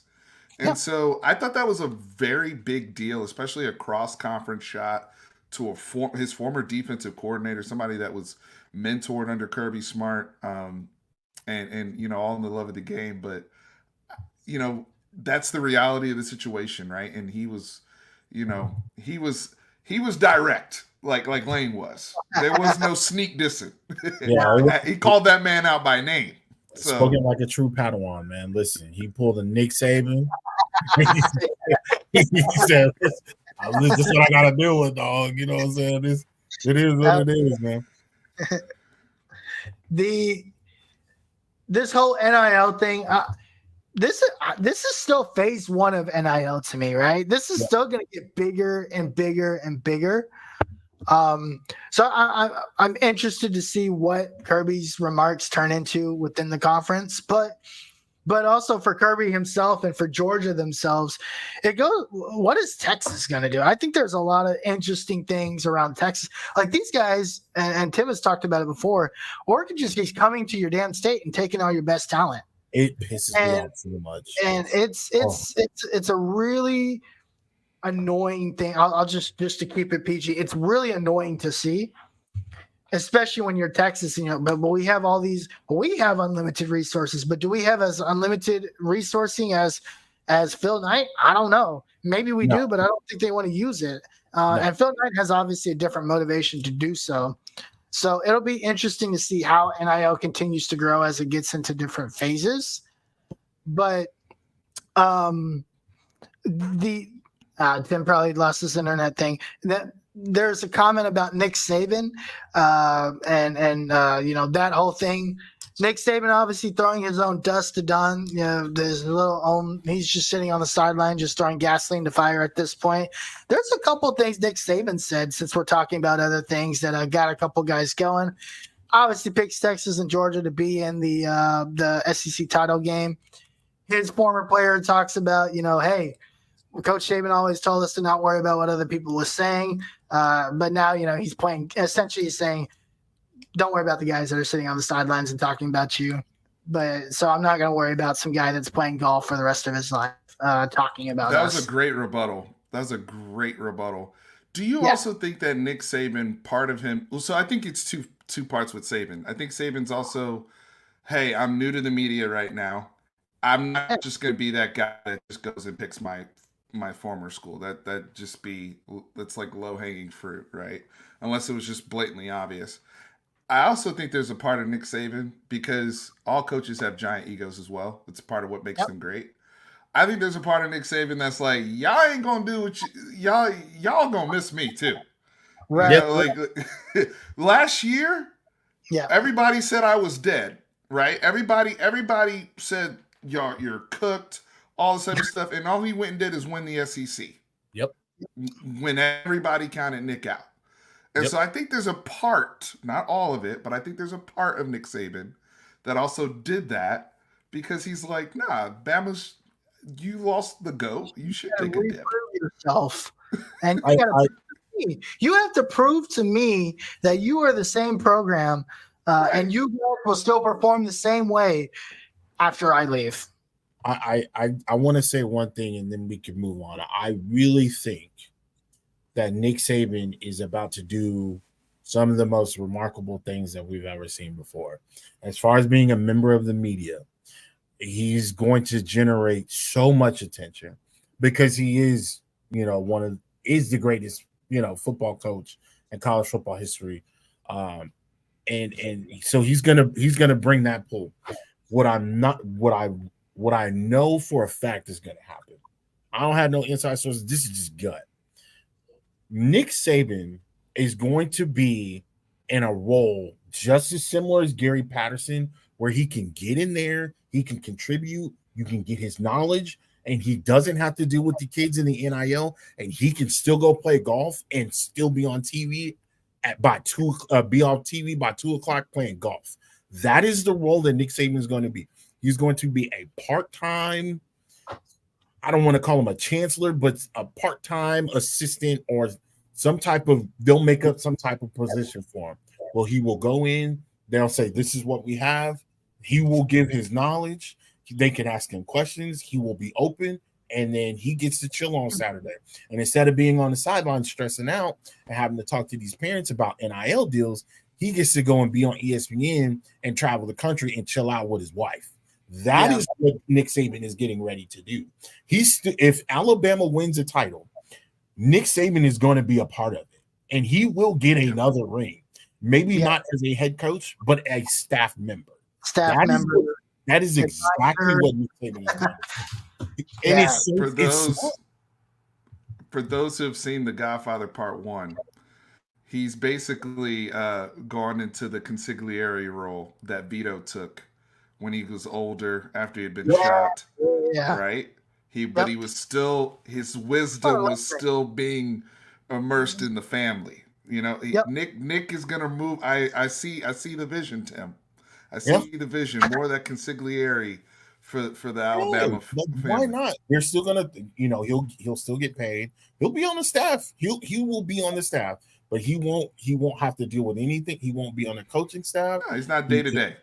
He's not day to day. It's just basically, hey, we're gonna keep you on staff. If we need you, we're gonna call you. It's like the CEO who's run the company for 20 years. He's gotten his money worth. He's done a good job. You know what, guys? I'm going to retire. I'm just going to go sit on the board and do. That's basically what Nick Saban's about to do. Exactly. And I don't think they're going to announce it just now because it is exciting to have Nick Saban at ESPN. I'm not going to lie. Sitting there watching Nick Saban talk to Pat McAfee, which I think Nick Saban is going to replace Coach. I think he's going to replace Lee Corso. And I think that's what we're looking forward to. I think that's what we're gearing up to as, Lee's getting older. The man's in his 90s, and I know he still wants to do it, but I think just over time, his body just can't handle traveling and being in those different type of atmospheres. It's wear and tear on your body. I think Nick being with ESPN, I think they push him into that role because it's magical watching him and Pat McAfee talk about stuff. It's just pure entertainment. It's funny watching him and Paul Feinbaum go at it. It's pure entertainment. It's funny to watch Nick Saban, Shannon Sharp, Mad Dog Russo, and Stephen A. Smith go at it on a Wednesday morning, talking about who's going to be the best quarterback or who's going to be a potential first round draft pick. It's great. But I think the ego in him, it just his ego's too big, man. His ego's too big. And so I just feel like that's what's going to end up happening. But I think ESPN will let him have his run. He'll get his flowers, and then he'll go back to work. Can we address this comment here from Ashley? Because this is 100% true. Coaches speaking in code. And we have examples. This happens all the time because I know Isaac said what you mean. So you can throw shots in code where another coach, it's the same way in a rap beef where only that opposing rapper is going to know what you really mean. And by what I said. Also, it's for recruiting. So, for example, Sark mentioning Ryan Wingo is not by accident. Yes, Ryan Wingo is going to be a great, prospect and everything, and he's going to help us early. And it's not saying that Sark's lying about that. but he's talking to French, right? He's talking to Lockett when he's saying Ryan Wingo. Wink, wink, right? Wink, wink. That's how you talk in code. When I start saying, multiple coaches do this. Multiple coaches do this. Okay, so it's not just speaking in codes to other coaches, but also sometimes to other players and recruits. Yeah, Lane Kiffin. Yeah, when I catch flight, it's gonna be direct. That's how Lane Kiffin is. Yeah. Yeah, no, that's a good point. And it's not just it is for recruiting. It's also for coaching. You hear it when they talk about schemes and pressers. You hear it when they talk about their opponents, right? It's all about gaining an advantage or having. For us, it's not about it's never a word for word alliteration of what they're actually trying to say, right? There's a reason why they said something, and there's a reason why they said it the way they said it. We're very excited to be in the SEC. That means that is a shot, right, at the Big 12. The SEC is the greatest conference in all of college football. Yes, we know that, but and it's the highest level of competition that my players have never had in the past. Like, that is a shot at the talent that is inside of the Big 12. And whether it's direct or indirect, everything that they say, I mean, if you really listen to it, I get what you're saying where coaches are talking to each other. In some ways there are, but also in most other ways, they're really not. It's just about what are you willing to hear out of what they're saying. And if you're willing to hear what they're trying to say and interpret it in that way, then you'll find a lot of what you're saying actually is correct. Well, the other thing too, Kiffin being direct. Yeah, he's at Ole Miss. I'm not at a blue blood high. Yeah. I mean, there's high expectations to the SEC. I'm not trying to poo-poo on Ole Miss, but he's basically like he's trying to be on his Mike Leach reincarnated type stuff. Where I'm at a smaller school, I'm here to cause chaos. Yeah. I'm here to break the mold. I'm here to break tradition. So when you're at a school like that as a coach, hell yeah, you can be more direct. You can't talk like that if you're the coach of Texas. Nope. right. There's a difference. And so, yeah, Lane Kiffin can say whatever the hell he wants off the top of his mind because I'm at Ole Miss. We ain't supposed to beat Bama. We ain't supposed to be here. We ain't supposed to be here. Right? It's Lane Kiffin is acting very what Joey McGuire did last year at Tech and anything that he does, right?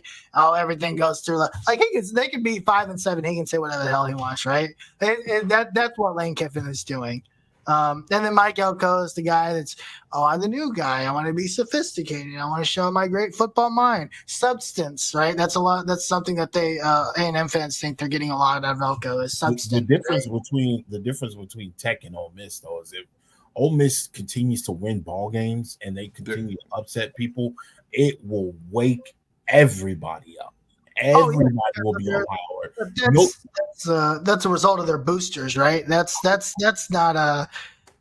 because of because they're blue, but that's more because of their boosters and the back end of that. Well, he got rewarded too because he won. He went 10-2. So he went 11-2 because he won the Peach Bowl against Penn State, and they rewarded him with Walter Nolan and all and with the other kid they got in the portal, these big portal takes, from an NIL perspective, right? So, there's something to be said for that. There's right? a lot of validity in that for sure.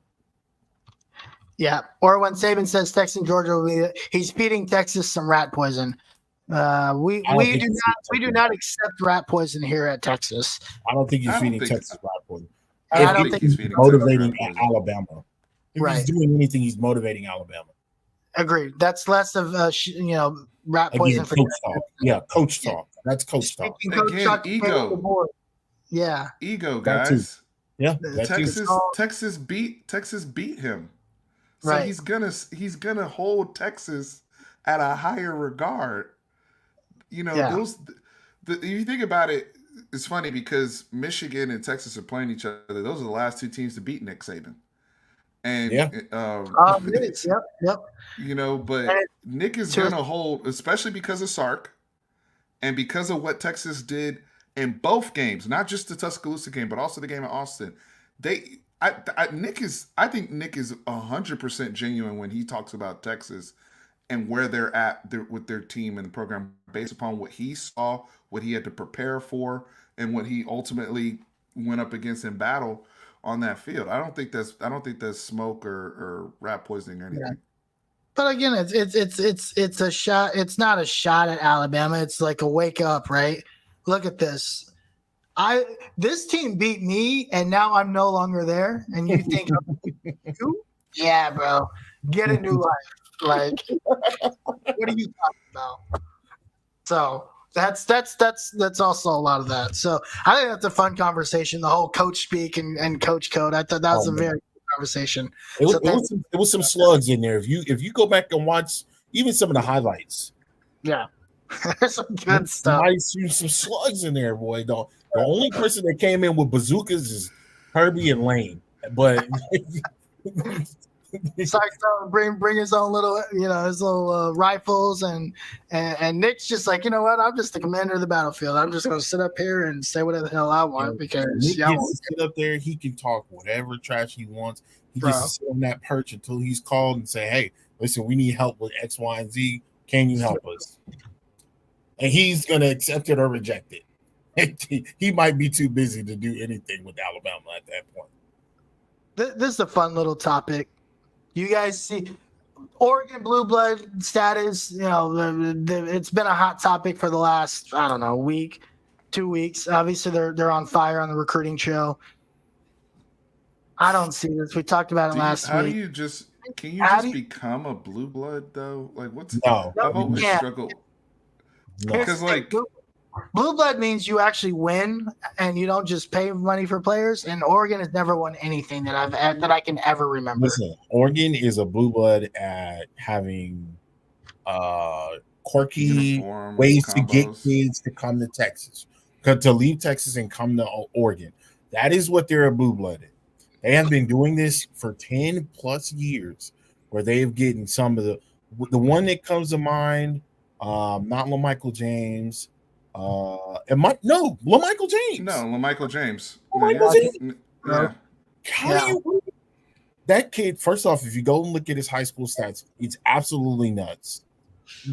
I don't understand. Like, I'm going to bring up this list because there's a lot. The Decorian Moore situation, that's still saying I don't like that. And even though I've been told by a coach that, hey, like once he goes and plays on the West Coast and it's 40 degrees in September and 100 degrees at home, he'll reconsider. I don't know if that's a thing. Decorian's been very adamant in saying that he's not opening up his recruiting. So I don't know if that's a thing or a footmiss type situation. But I'm tired of it. I'm tired of Oklahoma. I'm tired of Oklahoma, and I'm tired of Oregon coming in here and stealing kids. And then these kids get on these stages and perform at a just ginormous rate where they get the opportunity to shine. And it's just like these kids come and they play Texas and they blast Texas. I mean, I don't understand it. I mean, historically, I don't want to go into that on how we dropped the ball on other college legends that, they went off and did, great things at their school. Meanwhile, they wanted to come to Texas and didn't do it. So I'm step on my. My thing though is we've seen, to your point about LaMichael James, we saw this when Chip got hot in the early to mid 2010s, right up through the Marcus Mariota years before he went to the NFL. They got, or even the late 2000s, right? Oregon was recruiting all over the place, spending money, but the school that's always bothered me is Ohio State. They're the ones that have really set up shop in Texas. I mean, everybody's bummed out about Decorian Moore, but we're not talking about Riley Pettijohn, who's probably a more significant factor for what we need, right? And he picks Ohio State. We had the year when Dobbins and all them came out, and Okuda and them boys were the top 5 players in Texas went to Ohio State. You've had guys like old boy on the Jets now that went to Ohio State. I mean, that's one of those things where, to me, I'm more so paying attention to how do I combat, because they have a war chest too that nobody ever seems to want to talk about. But they come into Texas and we have, even when we beat people, like when we, for recruits, sometimes it's us versus Ohio State at the end. There's these years of certain positions that happens to, right? There was a run of quarterbacks where there were really good quarterbacks in the state that went to different places. You talked about NJB. Those guys, that was a receiving class that went all over the country but didn't come to Texas. Yep. It almost happened with the linemen until the great the lineman hall of 2022. Kelvin Banks. Those guys almost slipped through the cracks. Could you imagine what this Texas team would be without Kelvin Banks?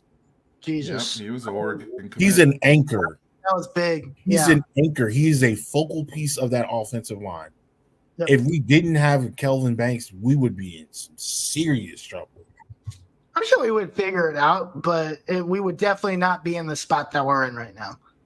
Kelvin Banks is a generational talent. No, he's going to when he goes to the NFL, he's going to start day one. Generally, he's going to start day one in the NFL. You don't run across those type of offensive linemen like that, and a guy like Kelvin Banks is going to end up being a household. Especially if you want to protect an investment at quarterback. Let's say you just extended a quarterback, you just drafted a quarterback, you're going to want Kelvin Banks to be your insurance policy for that. So I completely agree.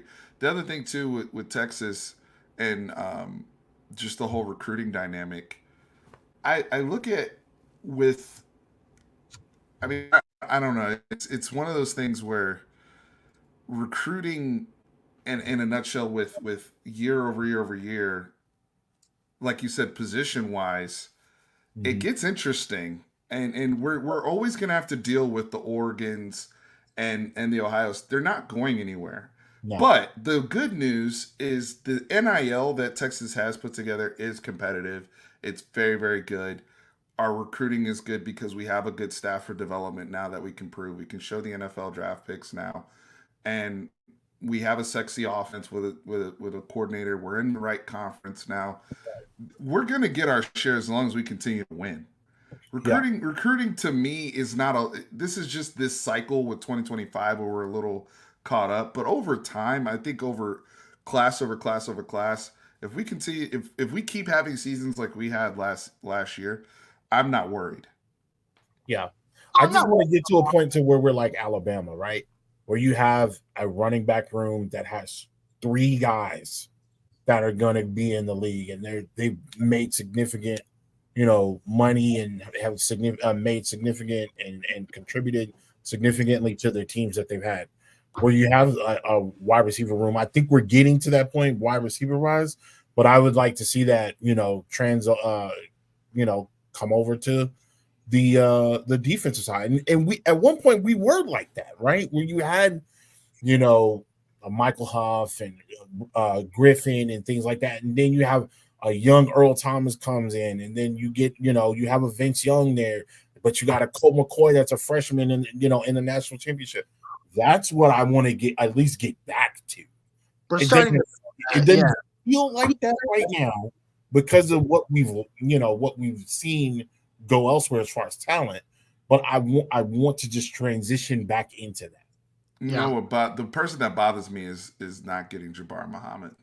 Oh, we botched that one. But again, I think we botched that. There's so many examples of that like Jabbar Muhammad, a hometown guy, wanted to come home, right? Finish out his career, play with his cousin. Like you can't botch things like that. Just had a successful season, clearly showed you he could play.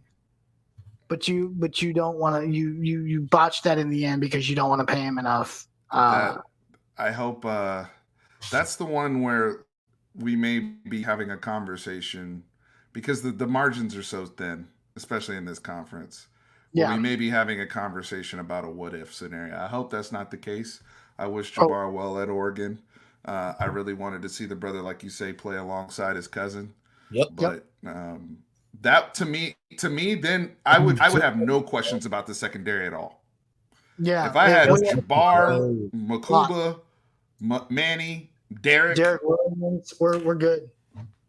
Jade, we straight. Yeah. We straight. And then you got Kobe just kind of sitting there, just soaking it all in. Yeah, we would have been There's just fine. still a little. They should be better this year, but there's still a little. I gotta see it.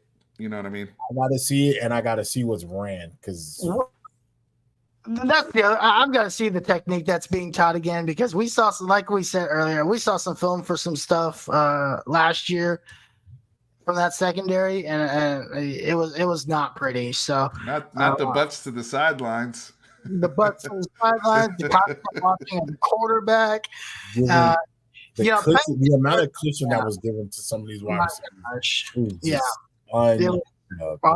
It was unreal. Some unreal behavior that was being taught. I don't know. Do you know where Kieran's been? Have you been in contact with him at all recently? Oh yeah. Kieran's good, man. Go check out all the stuff he's doing all over social media. He's working a lot with the OT guys overtime.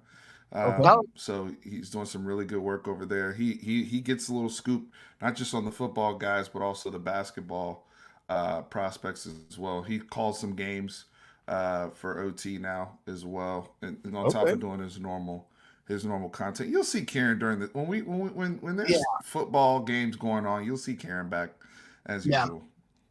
But have you spoken to him at all about his record prediction for the season? I have not. Okay. So once he posts that, it's gonna go viral.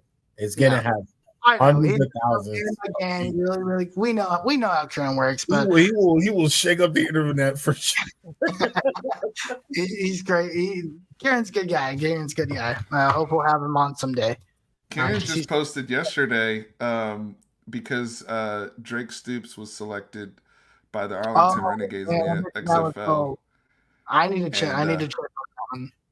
Yeah, so Kieran posted yesterday and tagged me and our friends from the Horns Down podcast, Chris and Seth, because a few years back when we were all on the show together, they said that Drake Stoops was going to be drafted ahead of Jordan Whittington, and we had that famous debate there. And as you guys now have seen how things have played out, that take aged terribly. On their behalf. We got drafted there because of Pops. Yeah. I know there's I know there's a sense of panic within the fan base on this recruiting class. Guys, relax, man. It's July. I have no doubt that we'll pull something out. Yeah, we want to do well in June and summer recruiting just like everybody else. Sark does not want to do well in summer recruiting because Sark has said this multiple times. I would much rather you not commit to me in July and January and take other visits. Like to Sark, if you're committed, you're committed. You're not asking me to be your girl and then going on other dates, right? If you are committed to this university, you are committed to this university. And so he would much rather play the long game, be patient. It is July, and things will come about. Do not worry about it. Yes, there are definitely some needs that I know that we all want addressed in this recruiting class, but I would just say, chill. Relax. Yep. I see my partner in crime in here, Nino's cool. Hey, what's up, Nino? I was just what's happening? Nino, what's up? Friend of the show, friend of all of us as well. Hope you're doing well, Nino. Thanks for popping in. Check out our show on Wednesdays, the SEC Connect. Where we will hold Chris accountable. That is some of the most entertaining trash talk. We have fun on there. Who's all on there? You, Nino, Chris, and who else? Ty from Around the Table Sport, and Jay from Unfair Sports, as well as Locked On My man is an Sooners OU fan. podcast. Jay and Chris are OU. Yeah. They're hilarious. They are hilarious. Now, I watch because you always want to hear what your rivals got to say or what other people have to say. I tune in because I want to hear they just don't care. And we're weekly. But we also cover the whole SEC, not just Texas and OU. Right. We do try to keep it to the whole all 16 teams on a weekly basis. But those guys are with all of us in the room, with 2 Texas guys, 2 OU guys, and then Ty being the Alabama referee in the middle. It's wild. It makes for a lot of entertainment. So I appreciate y'all plugging that. Yep. Yeah, absolutely. Blue Bloods. By the way, the blue blood thing, Clemson's not even considered a blue blood. And look what they did last decade. And people aren't considering, like, the blue blood thing is a whole, it's a historic thing. Yeah. A historic thing. Yeah. Now, what you want to be is a powerhouse, right? Like, more there's modern. A difference. Yeah. Oregon can be a powerhouse. Yeah. Miami was a powerhouse. Yeah. Miami powerhouse is more of modern, trendy versus historical. Yes. Forever, your ancient blue bloods, because right? It takes into account. There's a formula. There's a formula for blue bloods. I think it's natties, first round draft picks, All-Americans. Yeah. Right. All these different metrics, right? Time. And then yeah. So it's like, I mean, it's a very, very, it's Texas, OU, Nebraska, Alabama, Nebraska, Notre Dame, Ohio State. Yeah. But all Ohio State, Michigan. All those schools have been around for like 9,000 years. So exactly. You've been around for more than 500, you probably won't even be considered. I wouldn't. Yeah, Nebraska still fits that. They even though they haven't done anything in the last 2 decades, the Nebraska I grew up with, that 1995 Nebraska team is still the greatest college football team arguably ever. Yeah, and I remember watching that. They were tough. The moment Nebraska, when you look at their history, they check every box. They're gonna be talked about again. The moment Texas became relevant again, that's all anybody talks about is Texas this and Texas that. The moment Nebraska does the same thing, it's gonna be just that. That's what a blue blood is, right? People are looking for you to be good because that's what they expect of you, and it's a certain aura around it as well. It's not just about what the sport. Yeah. So USC. I pulled up a quick list here of the blue bloods, and there is only 1, 2, 3, 4, 5, 6, 8, right? 8. Okay. Ohio State, Notre Dame, Alabama, SC, Oklahoma, Michigan, Texas, Nebraska. That sounds about right. Georgia's not even on there. Georgia's not there. Miami's not there. Florida's not there. Clemson's not there. And these are guys that have if we really take a look at it in the last 20 years, these are the guys that have been, in the mix, right? Florida, Michigan, Clemson, Florida State, Alabama, Florida State. Those are the guys that be in the mix, and a lot of those guys are not considered blue bloods. So, Oregon, I think, if they start, maybe start generating some stuff. But until then, I don't think, I think that'll Oregon's goal should be to be the next Clemson. That should be their goal. Yeah, they should be They should be in the mix. Powerhouse. Yeah, to be in the mix with everything. Oh, yeah. Man. But that's the thing. All those schools you mentioned, they were good for like 5-6 years. And then they go back into the woodwork and you don't hear about Florida's in that. Florida was good from like 2005 to 2005 to 2011. I'd say Florida was in the mix. Yeah. We haven't heard about the Spurrier years too. Yeah. The Spurrier years for sure. We haven't heard about them since, right? Clemson was good for a good 3, 4, 5 years, right? In the late 2015s. We haven't heard from him in 3 years. Now there's all of a sudden there's a doubt about their head coach and whether he's even like ready for this era of college football, whether he cares to be ready for this era. So That now boy, they're going through a semi-transition. that boy So- Dabo Sweeney got shot at by Paul Fireball. I'm just gonna say this and then bounce because I know we're about to wrap up. Yep.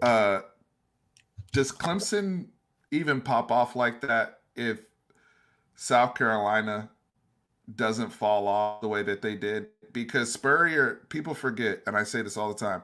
Spurrier had South Carolina. He had back-to-back 11-win seasons. He had the #1 recruiting class. And if you go look at the NFL players that were the Stephon Gilmores, the Jadeveon Clowneys, the Melvin Ingrams, right? Alshon Jeffrey, and my boy, my boy, may he rest in peace. He's not dead, but his leg died. Marcus Lattimore. Yeah, all those guys were in one group. Crazy. Yeah, that was a lot. That was a talent. That was a lot of talent. Those guys, they were so once they kind of dipped, it really opened that Tidewater region. Really opened the door for Clemson to Sure. And then they again, all it takes for these like Oregon's probably on the way to that, because all it took was for Clemson to hit like a recruiting class or two that was, hey, we just had a really good recruiting year. So we might see something like 3-4 years down the road where maybe next year it's a little bit, and then you kind of get like 2 or 3 years down the road where they might snatch one, right? Because they grew something like that. I don't feel bad for Dabo though. Actually, I don't feel bad for Dabo because Dabo has failed to. He's failed to adjust, and he doesn't want to adjust, and that's the one thing that Nick didn't want to do. So Nick got out. I feel if Dabo doesn't adjust, he's going to be gone within the next 2 years. Yeah, they're either gonna make him leave or he's just gonna leave on his own. Man, your community is strong, Steven. I love your community. I like these people here, man. I can't stop talking. They don't stop, man. I love these guys. I love it. Fucking an hour ago, man. We just out here vibing. Give ourselves a simple plug. If you enjoyed our show, we appreciate you guys coming out. Follow us on the Texas Longhorn Fan Battle Podcast on YouTube. Please do. My guy Tim and I, we're live every Thursday, 8:30, talking all Texas. We don't just talk about football. That's what we're going to do for the next 6 to 8 months. We talk about basketball. We're talking about baseball, softball, all the good stuff. And, give us a follow. Hit us up on Twitter. I've seen a lot of you guys on Twitter, so I know you interact with us on Twitter. So go ahead and smash that like button. Comment, continue to comment on our page. Give us subscribe to our follow. We appreciate you guys coming out for us. It's been a good time. I know Steve got to go here for a little bit. Do you want to plug in your stuff before you head out, and we'll kind of wrap up with the rest of the crew for the night? No, absolutely. Thank you guys for having me on. Everybody part of the FP community, please follow the Longhorn Fan Battle guys, Harish and Tim. They do great stuff, and I know y'all are going to be hitting them up to get gamer tags to play some NCAA football and compete. So, but in terms of just what I got going on, I'm back, right? So just excited this was fun. I'm getting re-energized, it's like riding a bike. So more to come. The swinging thing, man. Yeah. And eventually start having multiple shows weekly. So cool. Yeah, follow us on all platforms, and just blessed to be a part of this Texas Longhorn community.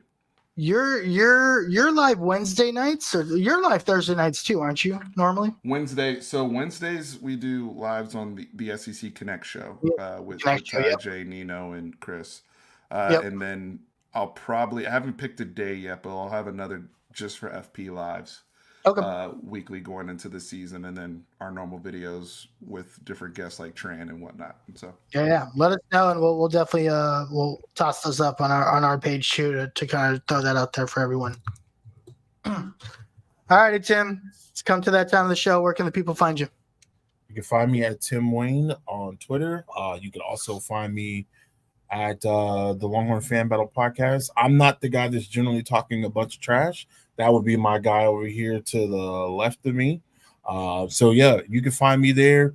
Let's talk football again. We're a couple of days away from spring training. Fall camp. Let's talk about it. I mean, hopefully we could get out there if they have an open practice. I know they kind of been, over the last couple of years, and I'm not mad at it. Where Sark has kind of reined everything in a little bit, and it's not as been open as like a Mac or maybe a Tom, where they have multiple open practices. But hopefully we can get out there, and just communicate, get out there and talk and be a part of the community. So yeah, just look for me there. Absolutely. And you can find me at the Uncle Gandhi. That's Ghandi. Also find me on the Longhorn Fan Battle podcast. I will tell you right now, I don't care if you have 1 follower or 1 million followers. If I feel like flaming you, I will flame you. I will not care. That's what y'all do in the trash talk, guys. It's not me. I promise you. That is why I'm we call it more of the let's show off some game clips, and let's show off some shiny new helmets or some new gear or stuff like that's more my speed. I like talking about other stuff like that. My man over there, he loves talking of trash. I'm not the talk trash guy, so don't aim it at me. Don't aim it at me. And he'll go all night too. So if that's what you want to do, he'll do it. He'll go all night with you. Yeah. But hey, it's always a good time. We call it a fan battle for a reason. We love Texas just as much as the next guy. We appreciate you guys joining in. Steven, thanks for being our guy tonight. We really appreciate it. Shout out to your community. I thank you guys for coming in here. I thank you guys for keeping us here for an extra hour, man. I like I said, I could keep doing this all night. You guys are super, super dope. This is exactly what we're trying to build here. We're trying to build a community. We're trying to build an active community at that. We're really active on Twitter. However, we want to bring that active community over to the YouTube space. So again, if you guys like what you saw or like what you heard tonight, give us a follow. We really do appreciate it. Again, Steven, thank you for bringing your community. Your community is really dope, and we appreciate it, man. Hey, we absolutely. And one last thing, if you guys are into EA Sports College Football or you guys want to be a part of the game, Tim and I are coming up with an idea to involve all of our communities into creating a team builder team. So we'll put out more details on how you can be a part of that. And we'll take it through a dynasty. We'll throw out videos every week, and we'll have a good time with it. So stay tuned for more details on that. And we are going to be dropping a copy of the game and a giveaway coming up here very, very soon. So stay tuned for that as well. Make sure you're subscribed to the channel to be a part of that. But hey, between now and then, that's my guy, Tim. This is our guy, Steven. We're out of here. Peace. Go Gable. Go home, touchdown.